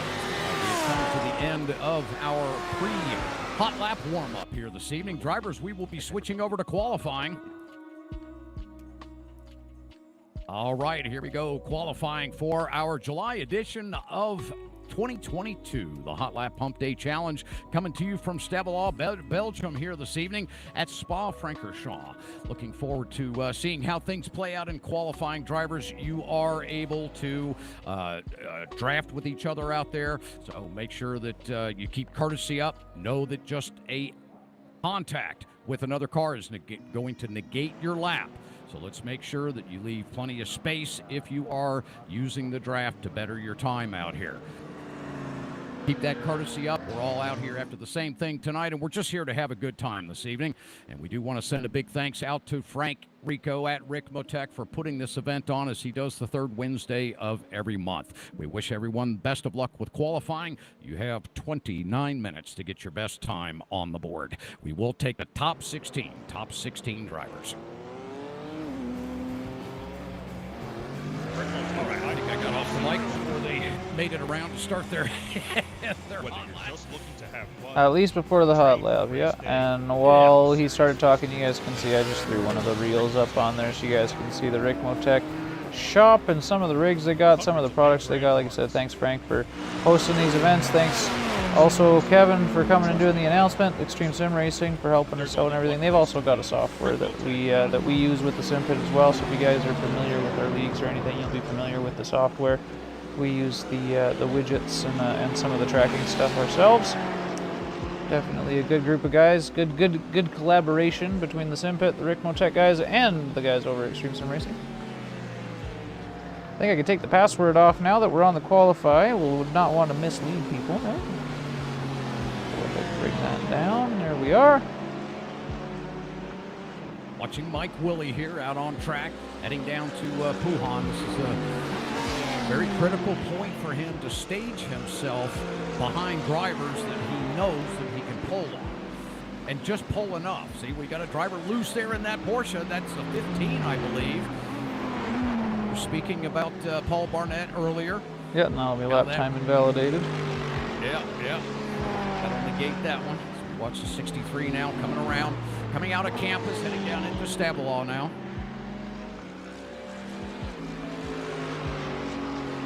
And how Mike Willie does on his first lap out. Well, this is where the pressure bubble comes in. Devin, always qualifying is a little nerve-wracking for drivers. They always try to take a deep breath, when they're approaching that starting line, when that clock's about to begin. Of course, for viewers out there that are watching our stream for the first time, we're in the Ricmotech Hotlap Humpday Challenge here tonight. We do this the third Wednesday of every month. The session is hosted on iRacing tonight, and we are running this event tonight here in Stavola, Belgium at the Spa-Francorchamps circuit, because this weekend is the virtual Spa 24-hour race. That's right, sim drivers on iRacing will be driving in their vehicles for 24 hours with their teammates. They'll have anywhere from 3, 4, 5 drivers on their team. They will all share duty throughout that 24-hour period, and these teams will build schedules. They will do pretty much every bit of preparation that drivers do in the real world to get ready for these events, outside of actually turning a wrench on the car. But when it comes to getting the car dialed in with the setups, the track time, the crew chief, the engineers working with these drivers, a lot of time, a lot of work gets put into these 24-hour events. Some of these guys start 6 weeks out preparing for these races. A lot of work, a lot of time, a lot of effort that goes into it. Mike Willie trying to work his way through some of this traffic to get himself into an open real estate out here to lay down a good time, Devin. Yeah, he's got himself tucked between two cars there, a little bit of wiggling around. That's Climber ahead of him as well, just trying to get himself ahead. We know that he's quick as well. Oh, we got a looped car there on the side. Yep, some of these drivers struggling. There goes another one in the background. Yeah, they're working these tires heavy on these outlaps. And the one thing you got to keep in mind is you don't want to overdrive the car on your outlap, because this is such a huge circuit, Devin. To get back around to start another time lap is quite a journey. Well, let's not forget iRacing tire model as well, the way that they deal with things. It's not as bad as it once was where the superheating would kill you, but it does tend to be pretty sensitive to that. So if you come around and you spin the tires on your outlap, you're going to end up with bone cold tires on one end and hot tires on the other end, and that doesn't make for a good mixture when it comes to lap times. Absolutely. And it's probably one of the toughest things that has in the simulation world is that contact with the track surface. That really is what gives you the feel, the true feel of the car, how it handles, what you're doing, how you're reacting. All of that starts with that tire hitting that track surface. Yeah, the vast majority of everything is dictated by your tires. Dictated. Yep. So when you look at all the simulators that are out there available to the drivers, they all that contact patch. It's one of the most difficult things for a sim to really master. It's something they will probably always chase. Yeah, and if you're new to or you haven't done iRacing in a while too, the GT3 cars have come a long way. They're vastly different from what they were 3 years ago. You used to hear a lot of people say iRacing, ice racing, you know, those kind of comments and stuff like that with these ones, but not so much these days. Not anymore, not anymore. In fact, I've even heard some real-world drivers say to me, this car might have a little more grip than it should. And I thought, are we talking about the same sim? The same sim, yeah. It's reflected in the lap times, though, too. That's one thing you saw. Like, you do see sometimes lower lap times, but it's lower lap times where appropriate. It's lower lap times on the corners with lots of twists and turns and those kind of things. Like, they've done a really good job on that. And they seem to more accurately reflect the real world, too.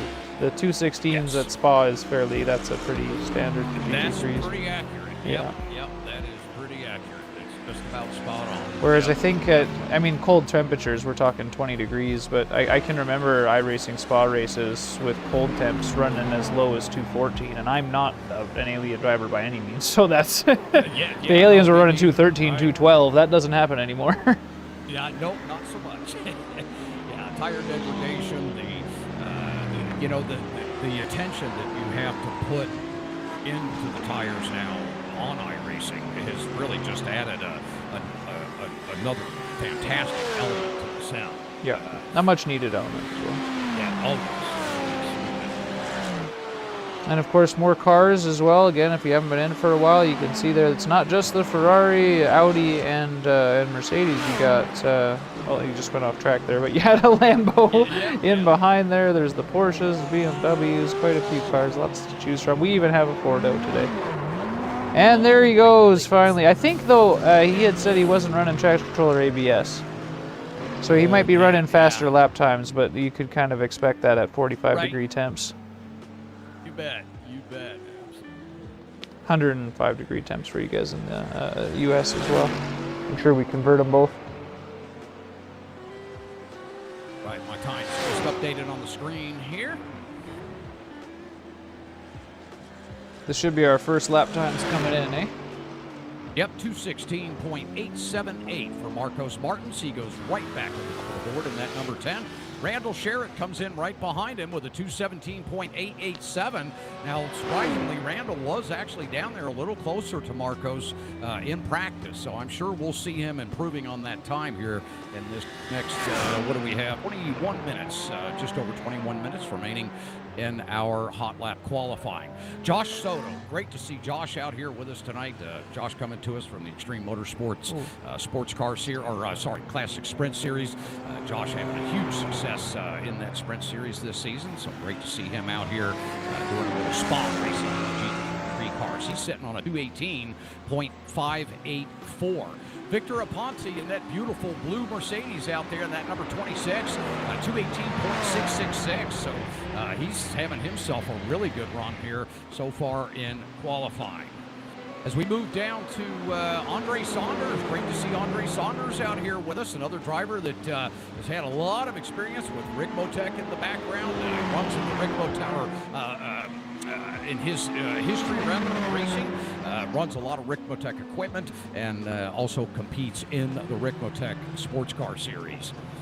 Wouter Van Moork having a good run, P9 now with a 220.281. Michael Tuck comes in, P10. 220.486. Kenneth Jensen holding down P11 with a 220.565. Michael Voles, there he goes, P12. Got his time in, a 224 flat. 3 goose eggs there on that 224. Yeah, and again, Mike coming from primarily ACC driving, this is a very different experience for him, so it'll be interesting to see if he manages to tighten it up a little bit more. I'm sure he has it in him. Another driver that we know quite well, races a lot. And a T-step coming in now with the P14 time of 224.674. Still waiting on 2 more drivers to land the top 16 positions. Bring those times to you as they come across the line.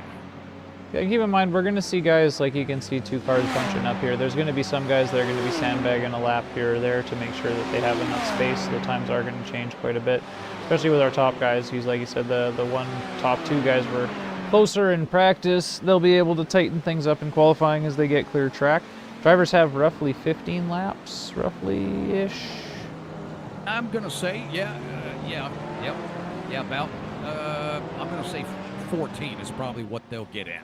The drivers that started right away. Right away, yeah. Yeah. Yeah, remember, a little over 2 minutes of 2 minutes a lap on this one. You're almost 2.5 minutes a lap, so. Yeah. Oh, watch it, Andre. We about lost that rear end coming off of the source there. Oversteering the Beamer. Yep. Andre Saunders having a really good season in the Ricmotech Sports Car Series, running in the TCR class.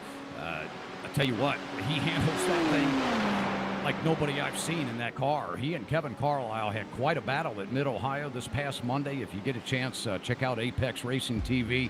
Look up that Ricmotech Sports Car Series from this past Monday. That was quite a TCR battle there in that event. And, Andre coming away with his first win of the season on Monday. So he's feeling quite giddy, I'm sure, in his number 72 out here tonight. And coming from TCR to this, that's a big difference, too. A bit of a jump, yeah. Just slightly. At least he's got the engine in the same part of the car, but that's about it. Yeah, right, yes, no doubt. Well, what a beautiful paint job there, that black Mohawk racing machine. Got that Mohawk label just kind of embedded, embossed right into the side door panels there. Sharp-looking car. And the leader of a train at the moment. Randall Sherrod doing what I thought he was going to do. He closed that gap now on Marcos Martins. Marcos sitting on the pole right now for our first feature event with that 216.8. But Sherrod, a 217.2 now, just 4/10 back. There we go. We were talking about the last 20 minutes. Things start to tighten up. This is that time where everybody starts pushing as hard as they can. Yep. Putting those cars on the limits on every one of those curbs, trying to take an extra inch here, an extra inch there. Pick up every little bit of time they can. Right now we have just 14 drivers with time on the board. 14 drivers. We will take the top 16 to the first feature race. Through the bus stop here, we should have some more times coming in, or at least times moving. Well, I'll tell you what. I know we're under qualifying here, but let's reach out to Mr. Brian Highcotter, one of several apparently real-world drivers that are in here running tonight with our Hotlap Humpday Challenge. Brian, how's the car feeling? Pretty good so far. Just looking for a gap in traffic so I can go for a lap. I think might have potential for a high 217. Okay, that's great. That's what I'm shooting for. Perfect. That'll get you up into the top 3 there. That'll be a good starting spot here at Spa. Yeah, best of luck for sure. 17's good times, good target. We got a changeover on the Ricmotech racing rig over there. I think that's the Ricmotech 2 chassis that they got going there. That is one of the motion simulators. I think what they've got is the faster guys in the practice kind of get a few qualifying runs, and then whoever's higher, I think, can race. It's a little bit a little awkward with how theirs work because they are running in the same chassis, but we will see some drivers out of the Ricmotech rigs as well. Oh yes, yep. And there's a good chance we could see them make one of the feature races. We actually had one of them win last month. Actually took the victory at Phillip Island in the B8 Supercars. So That's that not was something you see often, so that's good. Yeah, that was really neat. And you guys can check out the broadcast here on the channel as well. Everything's, of course, saved, and Shaun was here for that one. Yep. Yes, you bet. If you guys obviously didn't notice, you got different voices today. Shaun is out. He's doing a biking trip headed north, I believe, up towards Washington from LA. So he'll be enjoying his time, enjoying the sunshine, and we get to enjoy some bumping. Yeah, Leo Moore, I having some bad luck in turn 19, that final chicane here at Spa. Leo's got himself a nice time locked in. He's sitting P5, so he's safe for that first event tonight, sitting on a 218.807. That's going to drop Andre Saunders and Joa Antonio back a couple notches. They're sitting at a 19 flat for Joa, and Andre with a 219.365.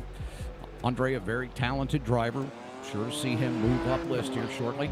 David Clymer, another very talented driver. Yeah, certainly having potential to get up there. It really just takes that clean lap. I can usually, when Shaun's not here, I can always tell about where he's going to land or would have landed, because he and Clymer seem to always come in with the exact same times every month. It doesn't matter what car we're doing. Yeah, Climbers, he's another one of those racers that's been around for a long time with us. He's also has a lot of Ricmotech equipment too, and I mean Ricmotech and more.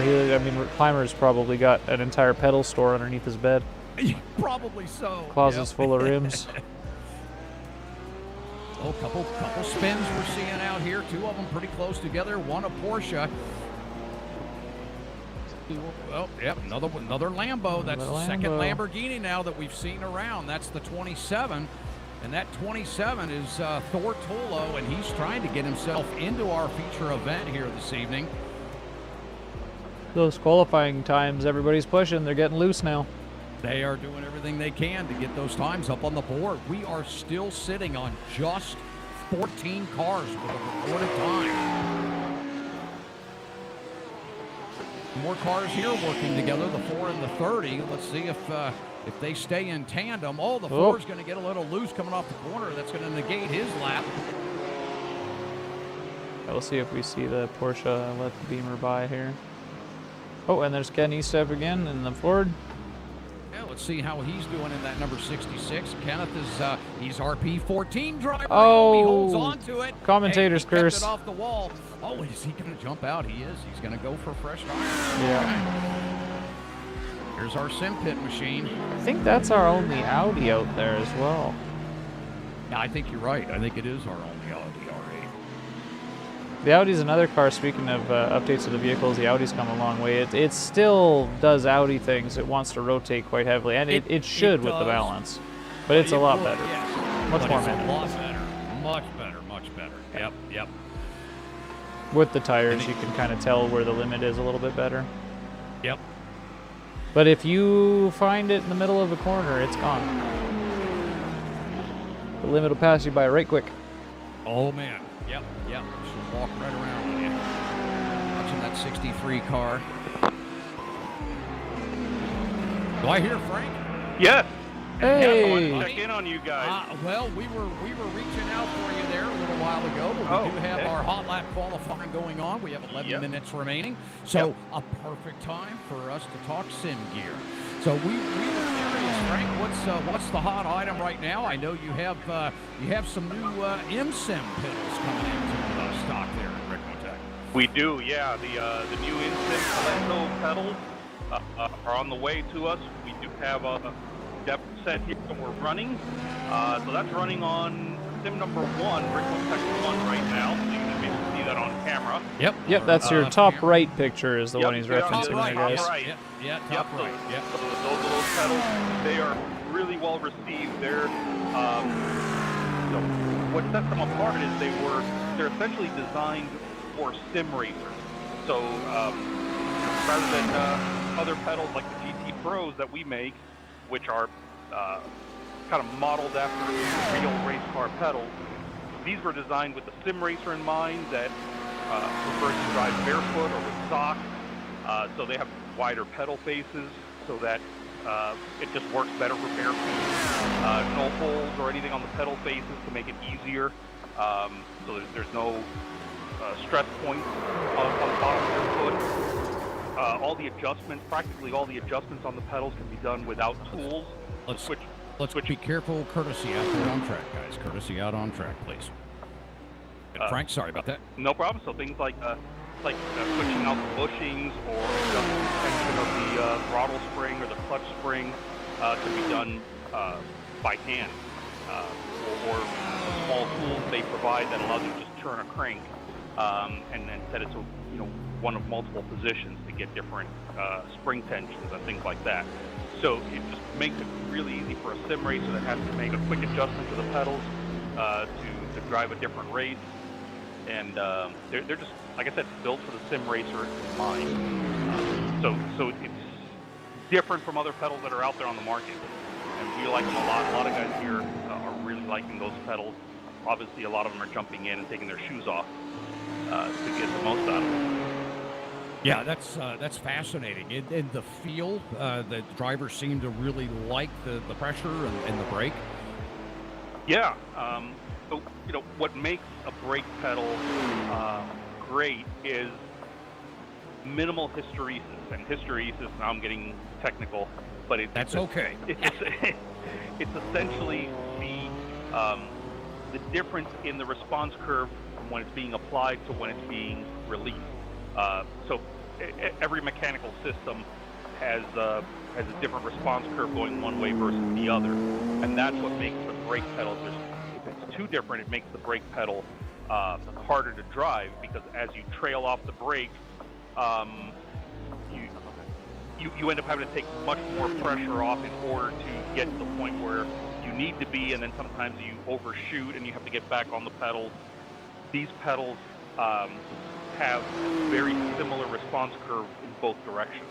So that's what makes trail braking, threshold braking a lot easier to master.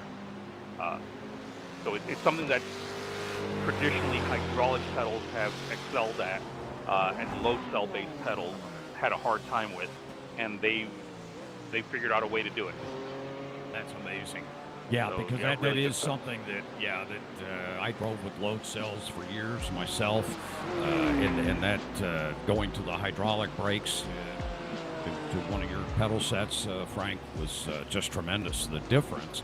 Yeah. But to imagine that a load cell, has that ability, that's a new step in technology. Yeah, and it's all in the mechanism and the geometry that they're using to accomplish that. So it's not a particular load cell that does it, or any one thing. It's kind of just the overall design that dictates that. Nice. Well, hats off to them. That's fantastic. Yeah, so we're going to be having those soon. Oh, that's great. Well, it's becoming a world of pedals out there, isn't it now? It seems that through COVID, we've seen this massive onset of pedals in the industry. So it has to be interesting for you to juggle a lot of the nuances and the new technology coming out, like these MSIMs that you're receiving. I'm sure you get a lot of calls and requests because you're right here in the U.S. You carry so many different brands and parts and components. Is it tough to juggle all these and decide what you want to do? It kind of is, yeah, and so there isn't any clear-cut pedal offering where if you're looking for A, then this is the pedal for you, and if you're looking for B, then this is the pedal for you. Having a lot more pedals out there in different designs, there's a lot of overlap, and it's great for the market. It does make it confusing for the buyer, but we like to be able to offer them a good variety, so sure. that we can offer good advice on them, unbiased advice, because you know, like I like to say, asking your waiter if he prefers, if he recommends the chicken or the fish, and he says, I recommend the chicken because we don't have fish. That's not really a recommendation. Not so much. Yeah. Yeah, that's a good point. That's a really good point. Yeah, that's got to be an interesting dilemma. If you want to call it a dilemma, I don't know that it is, because you're able to offer, you know, a much wider choice, you know, to your customer base. And of course, doing events like this tonight obviously helps. It gives the public the opportunity to come in and sample out some of these different various items, you know, chatting about here. Yeah. So, no, it also gives us a great opportunity to get their feedback on it, and you what bet. their preferences are, and what they like and what they didn't like about different pedals, and you know, let them kind of compare them side by side, and Right. So we get a lot of good information as well that helps us to give our customers better advice. You bet. Now, are you able to take some of that information back to the manufacturers? Of course, you guys are in the market yourselves with your pedals, but for some of the other manufacturers, you know, are you able to provide some feedback that you get from some of the drivers? Yeah, we provide them feedback, and then you know they obviously you know, do what they want with the feedback. Sometimes they do react to it, other times they don't, but you know, it just kind of depends on what it is. If it's a showstopper, you know, technical issue or anything like that, then you know, we try to make sure that does get addressed, because obviously it affects us. We don't want to continue selling pedals that have you know, some type of a deal breaker aspect to them. Yes, but absolutely. that's not good for business, not good for the client, not good for us. But no, they do take the feedback, yeah. And a lot of manufacturers, SimMagic has made changes to their pedals based on feedback that we've provided. So you know, all minor improvements to just keep them running longer and make them feel better. So yeah, that's been a great benefit. Yeah, that's fantastic. Well, Frank, we're coming down to the final 3.5 minutes of qualifying here. We went from having 14 drivers with times on the board to now 21 drivers with times on the board. Now, Frank, we're only taking the top 16, so Yep. And I see Jose is sitting out down there, and so he's not going to be competing with us this evening, of course. So Jose is not competing, but he is logged into the Ricmotech 2. So, okay, gotcha. What would be normally the Ricmotech 2 machine, and it wasn't intentional, but that's his account that's on there. So the driver on that sim, he qualified last month, and he's qualifying again this month. So he will be in, even though Jose's an employee and cannot participate in the final prize, but that's not actually behind the wheel. That's not right, exactly. Yeah, that's what I was thinking, that was actually on a rig there. Yeah. So yeah, we'll see here. We're down to 2 minutes, just over 2 minutes now remaining in our Hotlap qualifying for the July edition of 2022. Watching Andre Saunders there, finally finding his way around that Ferrari. Finally. Yeah, so hopefully he'll be able to improve on his time a little bit, because he's sitting close to the bubble back there in P13. I got to bust his chops as a former employee here. I got to bust his chops. You must absolutely give him a hard time. You bet. Oh, that's great. But good to see Kenneth Jensen up there, though, in P15. So he did find his way into the top 16. Wouter Van Moort now dropping down to P17. Of course, I believe Wouter has dropped out of the session. It's very late night for him, about 3 in the morning. So I think he finally ran out of steam, Frank, and is going to call it quits for the night. So, but we do see that Ricmotech 2 machine sitting on the bubble now, since Wouter is out of our event tonight, so that will put the Ricmotech 2 simulator. That driver is sitting on the bubble, whoever it is that laid down that 220.187 there. So let me go take a look and see who's actually behind the wheel. So let me get out from behind my desk and head back into the showroom and see who's doing what. Well, Frank's doing that. Hey, Ken, good to see you, buddy. 60 seconds remaining in qualifying. Thanks for coming out. Much appreciated, buddy. It was fun watching you in the Ford. We were wondering if you managed to keep the pedal down through Blanchemont or not. Well, you can tell Frank has stepped into the simulator room there. You can hear all those engines just roaring down there on all those sims at the Ricmotech headquarters there in Miami Lakes, Florida. All right, back to the action here, folks. Just under 30 seconds remaining now in our hot lap qualifying as we watch Andre Saunders trying to improve on his time, trying to come around here with just a few seconds remaining. He's holding down P13. That will put him in the final event. But let's take a look at the driver in that Ricmotech 2 machine who has now moved themselves right up into contention. If I can find them on the board here. All right. That driver's in the pits, but they do find themselves up in P16, so they are on the bobble, 219.742. That's going to get them into the final event. I believe that's the driver we just saw stepping out there. All right, drivers, we are taking the top 16 drivers for our first event tonight. The top 16 drivers in qualifying will make it into the event.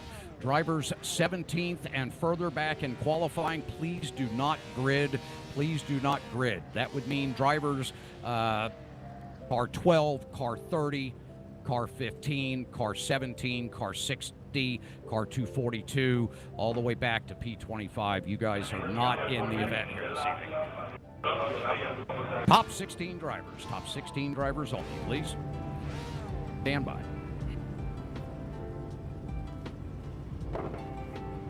Kevin will be going through and getting all this, taking a look at everything, making sure everything's in order here. Grid, make sure we have just those 16. Hey, Kevin, to confirm, Ricmotech 2 did make it in, right? Yes, Ricmotech 2. He's inside the bubble. Yes. Okay.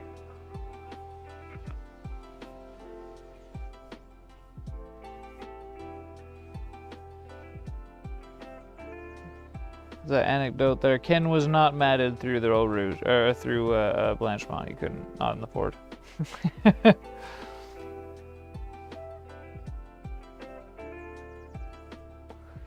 Again, only the top 16 drivers, from qualifying are in the first feature event.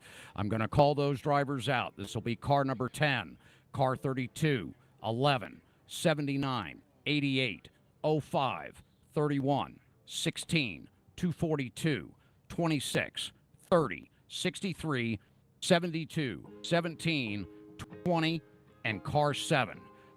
You are the cars that are in this feature event. Any cars behind those that I just mentioned, you must escape from the grid. Doing our best to get it done without having to manually DQ anybody. That's always a pain in the butt.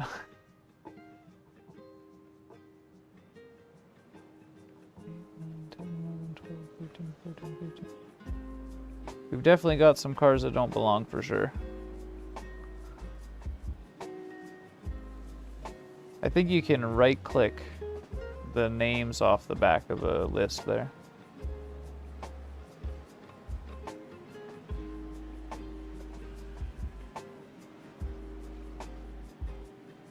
All right, drivers, prepare for the start. Let's go ahead and pack up and pair up at this time. No tire scrubbing. No tire scrubbing. Pack up and pair up at this time. Stand by for the start.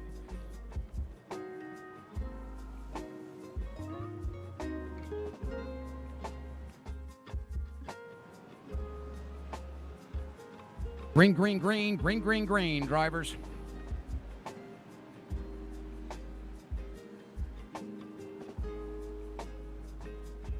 Green, green, green, green, green, green, drivers, green flag, green flag.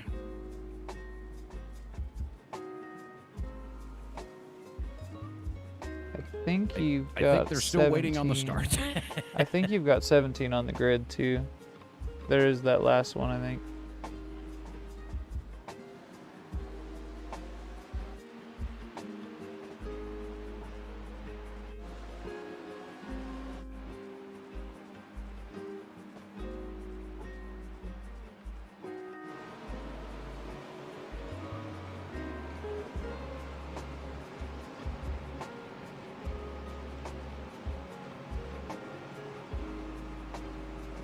Yeah, you had to get around the other start. That's right, Mike. Yeah. And here we go through the first set of corners, too. Devin in the broadcast there. All right, we'll tell you what. Brian Highcotter went ahead and got that start. A big jump when we issued the green flag.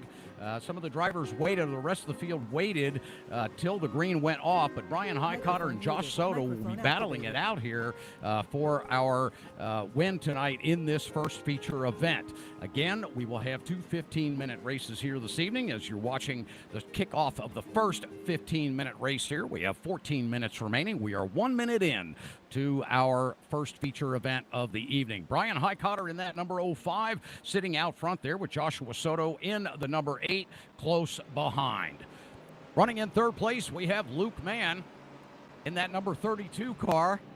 That beautiful red, white, and blue BMW out there. Then just behind him, Marcos Martins, that number 10, the driver that had the fastest time in our event here this evening. Yeah, I'm going to have to pit. iRacing's black flagging me. I think it gave the start later. Okay, stand by. I went I'll on clear your green. your flag. I think the iRacing service started the green later. Yeah, I'm going to clear your flag. Stand by. As he's clearing the flag, I think I'm back now. I don't know what happened there, but we fixed it. Everything seems to be good. Luke Mann out front, running ahead. You got the two Beamers going head to head. They're nose to tail. And we got Your flags are cleared. Both your flags are cleared. a move on the left into the chicane, but they're going to line up. 1-2 going to remain.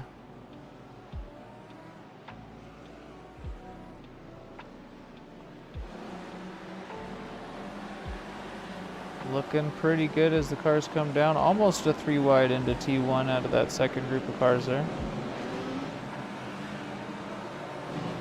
Bit of a battle back here. See that yellow 79. Got a lot of pressure from the Beamer right behind him there. Then they had an alley. I believe Devin sitting right behind. That is an Audi. We do have two. Another one snuck in there. It's not the red one. So here's an important factor tonight, guys. In this first event, we are inverting 8 cars for the second feature race. So the top 8 are going to get inverted. So the driver that finishes 8th in this first event is actually going to start on the pole in our feature race tonight. Yeah, let's be clear. The drivers don't know that. They know that it's going to be inverted, but they don't know how many places are being inverted, so this is kind of one of those things where they're going to get a bit of a surprise there, so that'll be kind of nice for them, I think, in the long run. Also stops them from sandbagging, which is good. That's why we call it the Hotlap Humpday Challenge.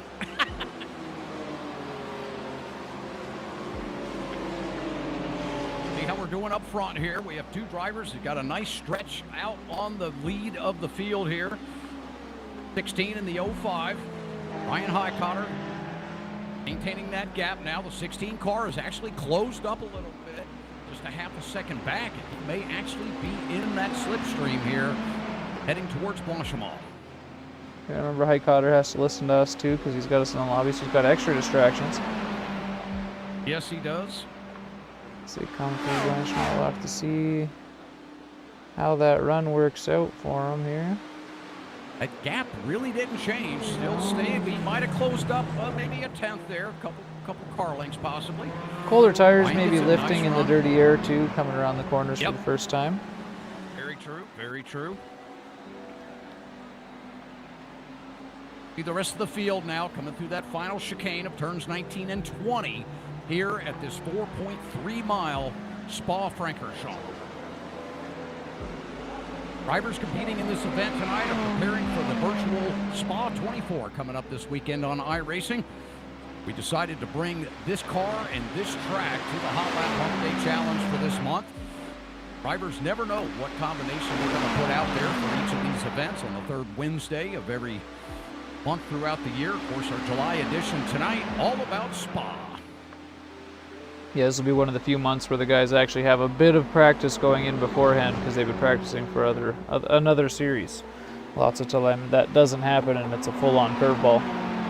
Yeah, very, very, very true statement there. And of course, this being such a short sprint race tonight, this is more of just a fun event for them to participate in, just something for them to shake the rust off a little bit, get their legs wet out there, and run a couple 15-minute sprint races. More probably about just getting seat time here, Devin, tonight, and finding those input points that are so critical in those endurance races. It's all about being consistent. It's almost like being a musician out there in that cockpit. You're having to make sure that the rhythm, the lift, the inputs of the wheel, all of that are synchronized and flowing almost musically.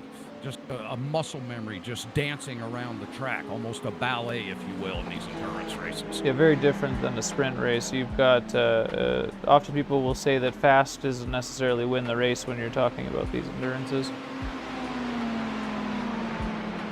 Now that is a very true statement.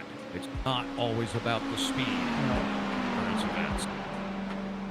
Yeah, we see it all the time. The 24, I think, was, or for the NERB 24 was the most recent one that just passed, and there was leader change, I think, 5-6 times in the first few hours.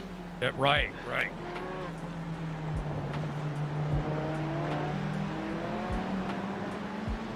Drivers chatting there in the session. Might have been our two leaders. So we watched the driver back there in that number 32 car, Luke, man, just laying down some incredible times out here. Or I'm sorry, Marcos Martins, rather, in that number 10 car in P3. Yeah, quite the group going on back there. We got our two leaders up here, staying fairly close together, but we're starting to see a bit of a gap.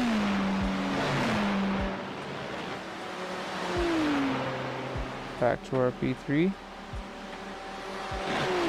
Quite a comfortable space there. There must have been some hairy side-by-sides or something going on farther back in the field, get everybody this spread out. Yeah, they've definitely opened up a bit of a gap here. Of course, Marcos running just incredible lap times, and this is a driver who was down in the 2:16s, which is really not a time to shake a stick at. I mean, that's an incredible lap around here. Certainly with the weather conditions and the track tempo, we're sitting here at 110 plus degrees, and he's doing everything he can. You can just see him working every inch of those corners to get himself back up to the lead. And as Devin mentioned earlier, these drivers are not aware that we're inverting that top 8 for the second race here. So that driver that finishes 8th is going to find himself on the pole. The driver that wins this first heat event is going to be sitting back in 8th place on the grid for the start of race 2. It creates quite a mix-up. I mean, the pace difference isn't that crazy between, first to 8th, but it's still a pretty decent bit. It'll create quite the interesting first few laps there. And what are we coming in to close up? We're closing lap 3 now? I think that is. Yep.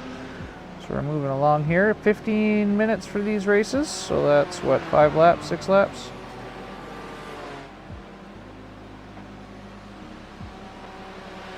Somewhere right around there. BMW through the kink, looking clean, no wiggles.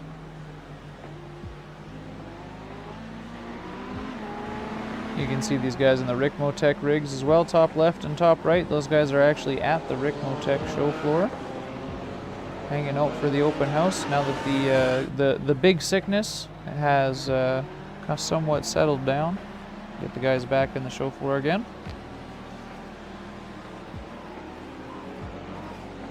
And go back. There's the little Audi that can here.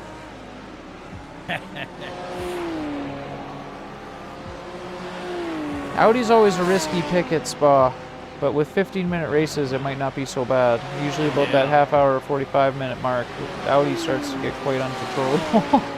Yes, it does. Yeah, Paul's going to have a handful here. Paul Webster having a good run, holding down P5 here very comfortably. Joe Antonio about 2.8 seconds back in that number 31. And then right behind him, the Leo Mora, who we watched quite a bit tonight in practice, and that red, white, blue BMW having a great run tonight as far as lap times. Yeah, Leo also in the chat too. Yeah, yep. Leo. We got the right car. He's got a little bit of scratches on there, so there was definitely some contact there in the early Little on. bit of contact. Yep, yep. Yeah, he's showing here that, yeah, he has 3 incidents, so he might have had a car contact there and maybe an off track. Yeah, 2X and a 1X or something like that, so that sounds like. Yep. Back to that 31. Joe Antonio. A couple seconds back. He's running that Mercedes here at Spa. Joe, another good driver, races in our GT3 leagues. I believe he does stints in the ovals every now and again as well, running in the ACC leagues now as well. So he's on track in quite a few different sims all the time. Boy, he's keeping himself busy in the sim world. Yeah, you betcha. And a few different things. And here in the Merc for this one. Again, that's the new Mercedes and the new Ferrari. So these guys are updated packages for iRacing. They are finally running, I think, 2020 is how they have them set up. Nice updates to the cars. That driver in P9 there, the 7 car. It's the Ricmotech 2 machine. I mentioned, Devin, we might actually get us a simulator at the facility that'll qualify for the event. And we got 2. We've got 2 actually. Yep. Yeah, that's right. Yep.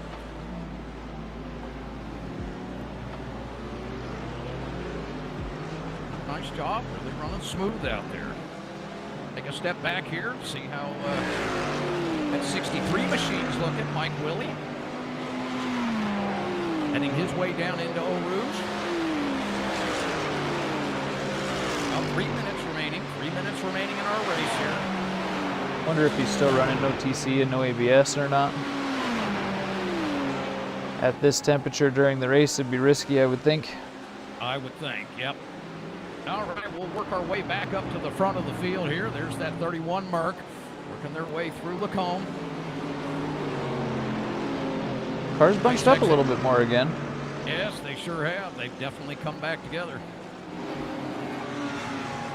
That 88 of Paul Webster still sitting P5 here. Trying to close that gap now on Randall Sherritt. It looks like he's making up a little bit of ground. One of the fastest portions of the course, certainly one of the fastest corners. Down into campus. Get back up to the front here. We'll see how Brian Highcotter is doing, and Brian looks like he's seems to be running away. Got a little bit of gap there. Real estate on both sides of his car. Bringing his real-world prowess to the track here on the Ricmotech simulator, iRacing simulator tonight. Brought to you by Ricmotech for the Hotlap Humpday Challenge here for July of this year. Hey, we didn't have a Nissan for him, but he's still performing real good. Yes, he is. Yes, he is. Ryan keeping it smooth. That's lap 5 now, coming to a close. Should be white flag. Should be white flag here. Here we go. Remember, the start finish is on this stretch here, not the back there after the chicane. Right. It's up towards. They're both. Yeah, both start and finish. Yeah, towards Eau Rouge on this one. Speaking of, looking really nice and clean. Good curb usage. No looseness whatsoever. Rear end looks real tight. Yeah, you can certainly see the experience that Brian brings to the sim. Real world experience out there. Now, if only we could get a camera on him so we could watch it. Boy, one of these days, maybe. Yeah, we'll just keep dropping those hints. I bet it'll happen. Well, let's take a look back here at that 10 car of Marcos Martins. Boy, he's on the hunt. He's doing everything he can to try to close that gap. Got pushing in that little BMW. Welcome back, Motor. How's it going, buddy? Didn't make it for the race, but at least you get to watch the race. Didn't get to make it to participate, but at least you get to watch. Randall Sherritt in that 11 car holding down P3. Gave up the position there to the number 10. Paul Webster back here in the 88. Nice and solid in that Audi. I think your 25 would have done it, yes. I do believe that you would have made it into the race. 20.5? Boy, we got him stacking up here. Look at this. The 30 car Leo Mora trying to hold on to that P5 spot. Man, he's got some heat from Victor Aponte. Joa Antonio right there as well. Yeah, 3 cars stacked up really quick. You have to wonder if that little bit of front end damage is kind of making him wash on the right hand or left on specific corners. And that might be why they're catching up. He's having to play the blocking game a little bit. Likely. Yeah, you can see that that damage there on that nose. It is on the tire from the looks of it, too. Yes, it is. See a pass out of Blanchemont. He manages to stay right on the tail. He's going to take that left-hand side. Make an outside approach. This will give him the inside on turn 20. Oh! They both go deep. The 30 car finds his way across the curbing. Do we have any slowdowns in play, or do they get back on track early enough? We will have to see. They're going to have to serve him in that first corner if they picked him up, so we'll just have to keep our eye on it here. Oh, yeah, now that we can't have. That we can't have. That we can't have.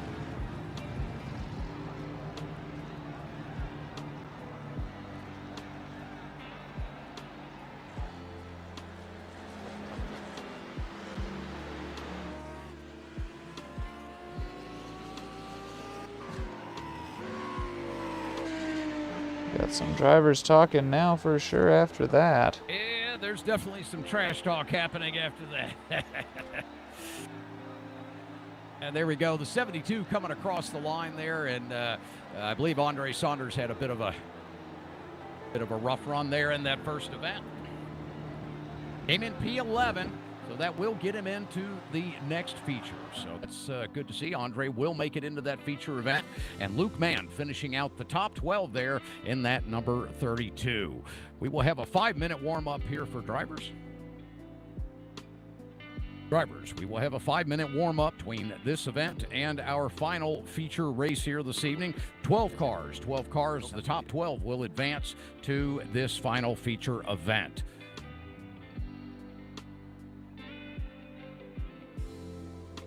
We inverted the top 8 tonight. So drivers, you will be surprised when you see that. And also, I do want to mention the start procedure. We will go on iRacing Green for the second event. We apologize for the confusion on the first heat race. This next event will be on iRacing Green. We will go on iRacing Green for the feature event. Good to clarify everything there. And just so you know, Mike, ACC, I believe, does that properly with the pits, but for iRacing, it's just the one line. It depends on which pit configuration you're using, but the pit config that we're on today, it is the as you would say, top, I believe, start and finish. Yeah, Gyro, I mean, in the R8, that's just even though it's only 50 minutes, I know I said it was shorter, so it's not quite so bad, but just getting through a race in an R8 and being around other cars after you've been on track for any length of time is an accomplishment. Them cars they're good and they've come a long way, but they are quite rotaty. Josh Schodel, one of our drivers, thanking our host. So, Frank, big thank you from one of our drivers competing here this evening. And Mike Willey came up 1 lap short on fuel in race 1 here this evening. He was just 2 turns short, so that's why we saw him dropping back in the order there. So that was unfortunate for Mike, finding himself in from that first event. So he's not able to compete in our final event. Of course, we're racing for that Ricmotech Racing Simulators t-shirt tonight. That is going to be our giveaway to the winner of our feature event. Oh, so Gyro, Paul Webster, he is using a 24 set. So that is, it's going to be overfueled, it's going to be heavy. He's more racing, I think, for the practice door-to-door and the fun of it. 15 minutes will be our second feature event. 15 minutes in length.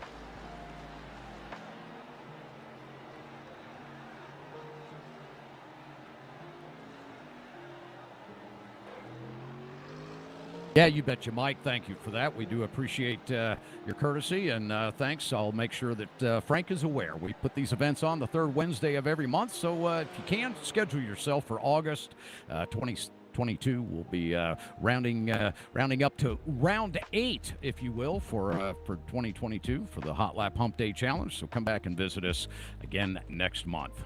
All right, drivers, let's keep our courtesy top of mind out there, certainly during our warm-up here. And, of course, once we get into that second race, let's keep our professionalism out there on track. We're all out here to have fun tonight, and it's just some good practice for that Spa 24 coming up this weekend. Again, tonight we're giving away that Ricmotech Racing Simulators t-shirt to the winner of our second event here this evening. And as a reminder, just like Kevin said there, he's got the 22nd of August. They're going to be doing the next one. Shaun will be back for that one. Amir and I are taking ship this week, so I've got this show, and either Amir or I will do the Friday show. I'm not actually sure which one yet. We'll figure it out. But Shaun will be back for the next one. I'll actually be camping on the next one. I think about it. Oh. I'll be the one that's out. You're taking your dog out for a handlebar ride. Right, yeah. I was speaking with Devin the other day. We had a little inside joke that was passed around on Discord of a video of a dog on a motorcycle, and it looked like Shaun with his little doggy there cruising up the highway. So, yeah, Shaun actually on a little bike trek here this week. And, you know, I think he actually left Max this time. I think this is the first time he's been without Max in forever. Oh, wow. Boy, I hope he's going to be okay. Right? Those two were almost inseparable. Shaun will be crying himself to sleep, and Max will be partying. Yep. I don't know if you ever saw the episode, Devin, quite a while back. My wife and I have a dog that looks literally, it could be Max's twin. Oh, they yeah. look so identical that it just blew Shaun's mind when we put the dog's picture up. So we put Jasper, our dog, up on the stream, and everybody couldn't. They all thought it was Max. They couldn't believe it wasn't. All right, here we go. We're down to the last 15 seconds. All right, guys, so again, this is the last of the races. We got a 15-minute turnaround spa. That's going to be, I think, 6 laps is what it comes out to there. 12 drivers with the top 8 finishers from the last race on an inverted system. So it's going to be a little bit different. You're going to have some slower drivers up ahead. Should be interesting to see. It looks like we even have one of the Ricmotech cars starting up in P2, I think, if I'm reading that right. 1 or 2. Is that 1? Yeah, actually, it's going to be on the pole. That is 1, yeah. That's the way that lines up, I was having trouble catching it, but yeah. Yep, I know it. I'll give you to Kevin. He's got your top 10. Here we go. Top 12. All right, drivers. We're going to keep our courtesy up in this race here. Let's make sure that we are leaving spacing in some of these tight sections. Overtaking is the responsibility of the overtaking driver. So let's make sure we keep that in mind. Let's keep a good, clean race out there. Most of all, let's put on a good show for the fans out there watching on the Simpit. That's right, we are broadcasting live tonight. I'm sure you've noticed by now that you have an inverted grid. Ricmotech 2 driver is actually right on the pole there. So let's make sure that when we are working our way through traffic, drivers, let's be smart. Let's make good decisions out there. I'll tell you what, the guy that makes it to that finish line first, we're going to give you that really sharp Ricmotech Racing Simulators t-shirt. All right, let's have a good race, guys. I'm going to take the time to real quickly just refresh our cameras here. We're going on iRacing green. We're going on iRacing green, drivers. There we go. All right, so you guys do have the Ricmotech drivers top left, top right there. Those guys are ripping around. We do have, I believe, both of them actually. Did both of them make it in, or just one? Maybe just one of them made it in, and they have the other simulator on a different lobby maybe now. I'm not sure. But we do have the sims up there, the motion sims.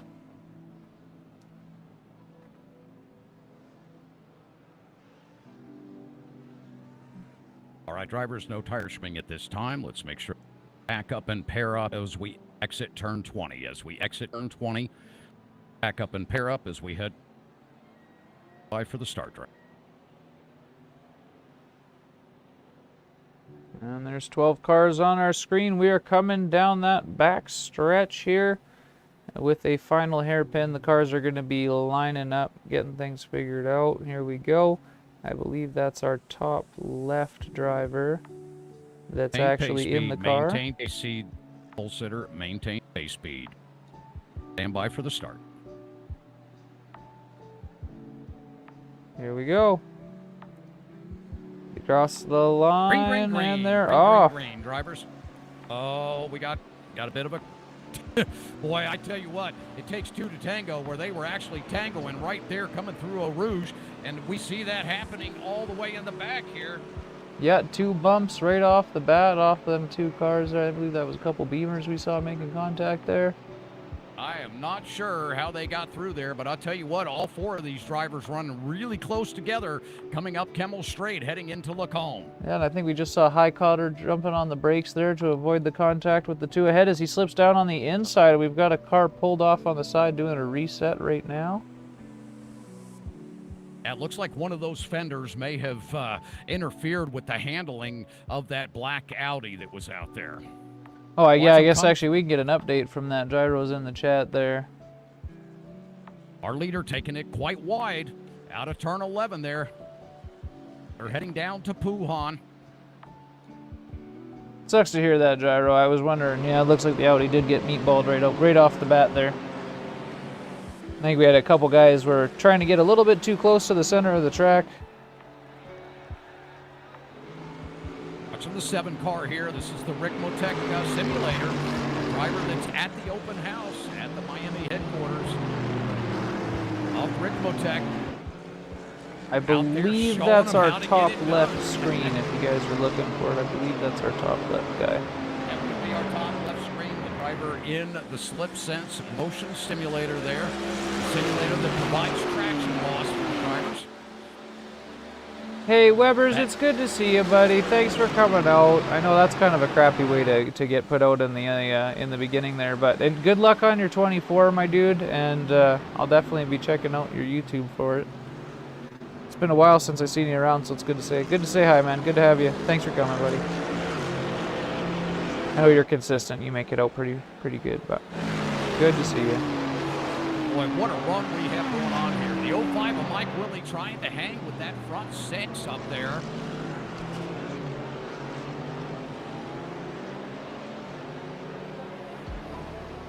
Yeah, Brian was a little bit conservative there at the beginning, I think, looking to not cause trouble after he saw the contact from the other 2, but with only 5 laps, it's not a lot of time to catch up. We'll see if he can manage to pull back. Yeah, we'll see what Brian can do here. That Ricmotech 2 still out front, Dizzy. Doing great. You can see in the motion simulator he's getting a little bit loose, and the cars behind him are showing it as they all bunch up. That's going to bring those other 2 faster drivers back up close. Remember, we are an inverted grid, so we know that 7th, 8th place area are generally going to be quicker than these guys ahead. A little bit of 2 wide. The 11 car sticking his nose in there under the 26. Oh, he nearly hooked himself there. Coming out of Bruxelles. 26 trying to go wide on the exit there, just about cutting his nose off. These 3 Beamers switching places. Whoa, and some defense out of that blue car there. That's the 26 again. What a move. 26 apparently quite aggressive on the defense there. Boy, I tell you what. Yes, indeed. Back to that 26 here as they come through campus, heading down to Stavelot. We know you can hear us, Brian. Good luck. He's watching that happen. I'm sure his heart's going. Oh, yeah, he is. Oh, he's getting a little bit of pressure, too. Brian feeling some heat from that number 10 car, Marcos Martins, who literally was wiping the field in practice earlier. The only driver that had 216 on the board, sitting back there behind Brian Highcotter. Brian's going to make that car as wide as he can coming down into this final chicane. Oh, now that I've got things figured, so it's the top right car is the Ricmotech 2. Ooh, couple Beamers coming in deep. That 31 car nearly getting tagged by the 32. Yeah, the Merc in the middle. Yeah, I don't know if Joe Antonio really appreciated that nod to the bumper there. To both sides, just about. Jesus. I tell you what, my gosh. That doesn't make you a nervous wreck. Nothing will. Yeah, there's nothing like coming into turn 19 and looking up in the mirror and seeing nothing but paint in the mirror. Boy, what a run there through all those. French That words. Mercedes. Yeah, boy, sorry. I was watching Joa there, and Oh, look at all the beavers. And oh, no, there he goes. that was going to happen. Oh, no, we watched the 31 car taking a tumble out there. Oh, big apologies coming from the driver that contacted him. Great courtesy and professionalism there out of the driver that sent Joa for a ride up into the barriers and end over end. Poor Joa, he'll be wearing a neck brace tomorrow morning to work. Yeah, that car's not going back out on track. No. Highcott are negative now on right that. in behind these guys, and these are, I mean, we know we got one of these guys that's a little aggressive. We'll see how he Yes, decides to deal with them here. Ryan's going to pace himself. Let the trouble unfold in front of him. Two wide Here we go, beamers. side by side. Three beamers just really going at it here, not allowing themselves to get any space. Yeah, that 26 defending for all that he is worth. 32, and that's the 11, I think, in behind there, trying to get themselves up. It's some pretty good racing. Like I say, you see that heavy defense on them first couple laps, but it's hard, you know, to keep yourself from doing that. You kind of understand it a little bit. It's very difficult, and you see the 10 car there on the back of this trio out front, or in that third, fourth, fifth position. Just looking for a spot. Oh man, he's just salivating, trying to find a way around these guys. Here we go, big move We to got the an outside. over, Here we go, the under. 32, Luke, man, making a move on the outside. We're gonna, Step back in loose. yeah, we're gonna Brings it see back two in. wide. We're gonna see three wide coming into the source. Watch this. Oh, he holds it back. He doesn't Yeah. make the move, but he is going to follow him on the bottom, though. Marcos is going to make a very smart strategy there. Take that bottom lane away. That's going to get him up in the back end of the slipstream of Luke Man. And Brian watching that 26, I And think he Brian saw is the just action and knows not to get in there. Here we go. Here we go. Brian's going to look for that slipstream. Let's see what the 05 can do. He gets a nice launch up through Radion. See how it plays Enjoying out. the front row seat here. It's gotta be fun to watch. This is unbelievable. The 10 car goes left. Wide. The 26 has to try it. You knew he was gonna do it. Oh yeah. Here we go. Oh, I lost them. There they are. Got there him we back go. Got in. it back. Sorry about that. Oh, look at the defending happening there down on the bottom. Two blue beamers are getting close together. I think there's a bit of touch there. The trees come in the wave Oh, yeah. as we come Yeah. around. They're close to each other though. They are coming down to Puhan. There's our two leaders, and I'll tell you, these four are not that far behind. And that Ricmotech car is still holding it. Look at him go. 26 car taking it a little wide, able to bring it back down. Brian playing it safe, just making sure that the opportunities may present themselves to him. He may not have to pressure too much. These guys are really going at it. Now, there is a little bit of gap between them at the immediate moment, but I have a feeling that's going to tighten up. All depends on what we see through Blanchemont and that final hairpin there.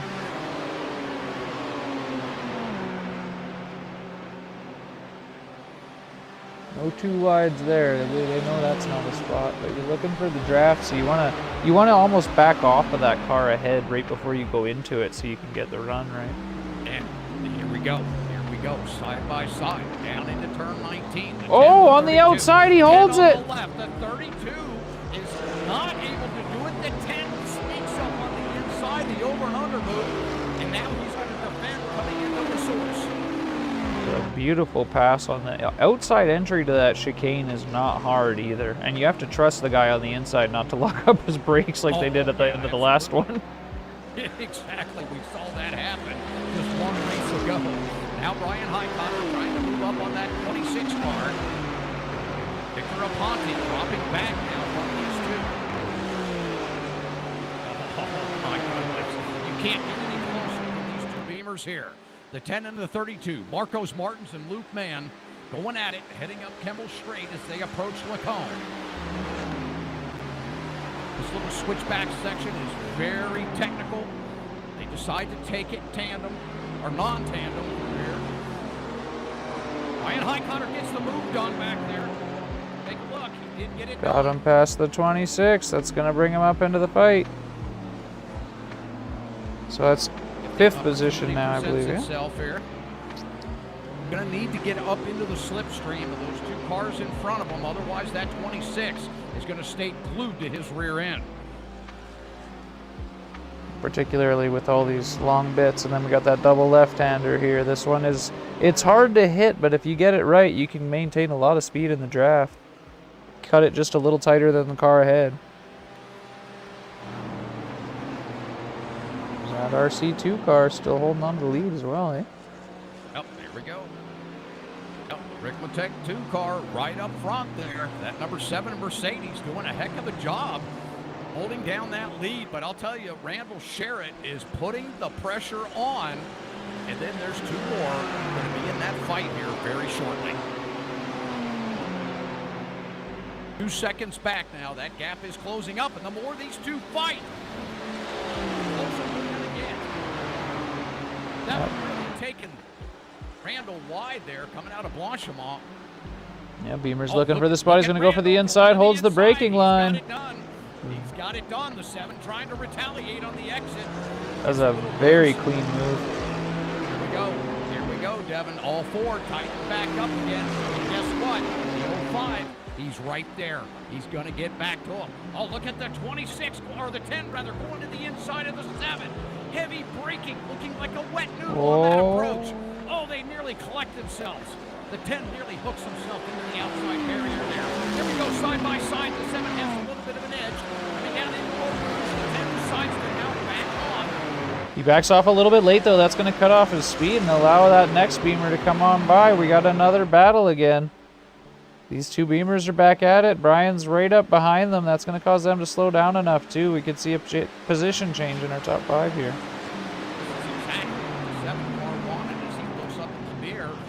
Nothing but a dance of drivers behind him.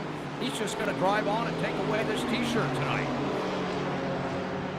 That was a really, really nice executed move through the chicane there at the end.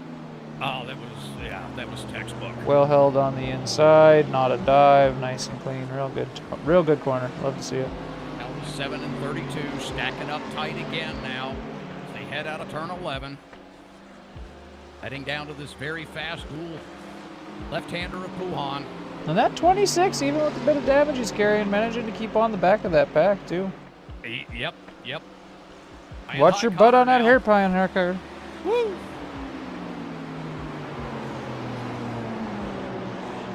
All 5 of these drivers trying to find their way back to that 7 car. Does the 7 car have the composure to keep these guys behind him?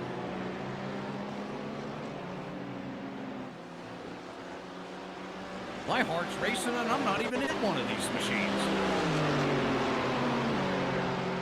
This is where it's going to be critical, Devin. They're going to be stacking it up here coming through Blanchimont. Yeah, it's all about the space they give before the corner, right? If your nose to tail too close, you're too close to make the pass. You pick up too fast. If you're too far behind, you don't get the draft. There it is, Beamer on the left. And not quite enough. 32 had to back out. Wow. That's heads up driving by the 32, though, anticipating that deep entry.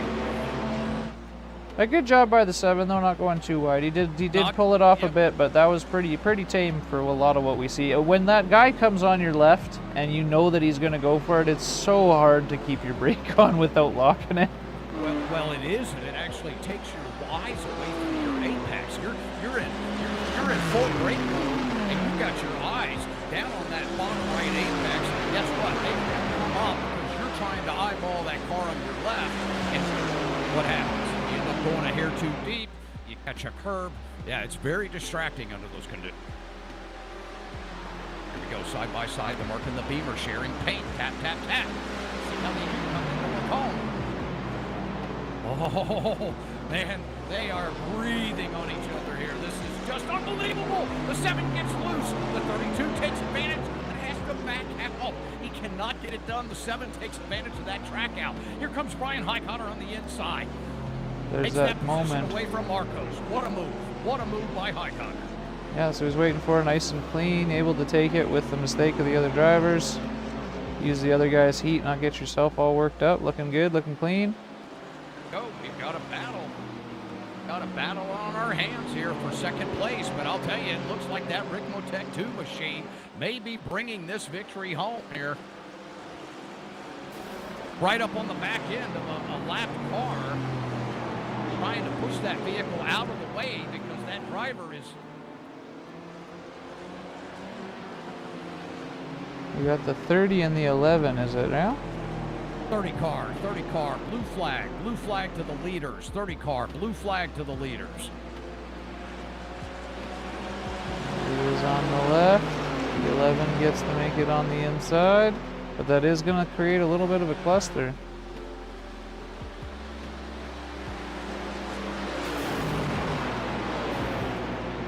What is that 30 doing? Oh, this created quite a cluster. Here we go. You got so many cars. 3 wide, 2 wide, 3 deep. Jesus. There goes the 30 off the track and out of the way. And we've got the other cars coming through now. It's going to be 3 wide up into the hairpin. Brian Highcotter on the inside. See what happens coming to the final corner. It looks like the 26 is into the outside wall. The 10 goes right down into the badge. Highcotter paid him. He paid the man. Brian Highcotter's going to bring it home in that beautiful Ferrari. Unbelievable. What an end to this event.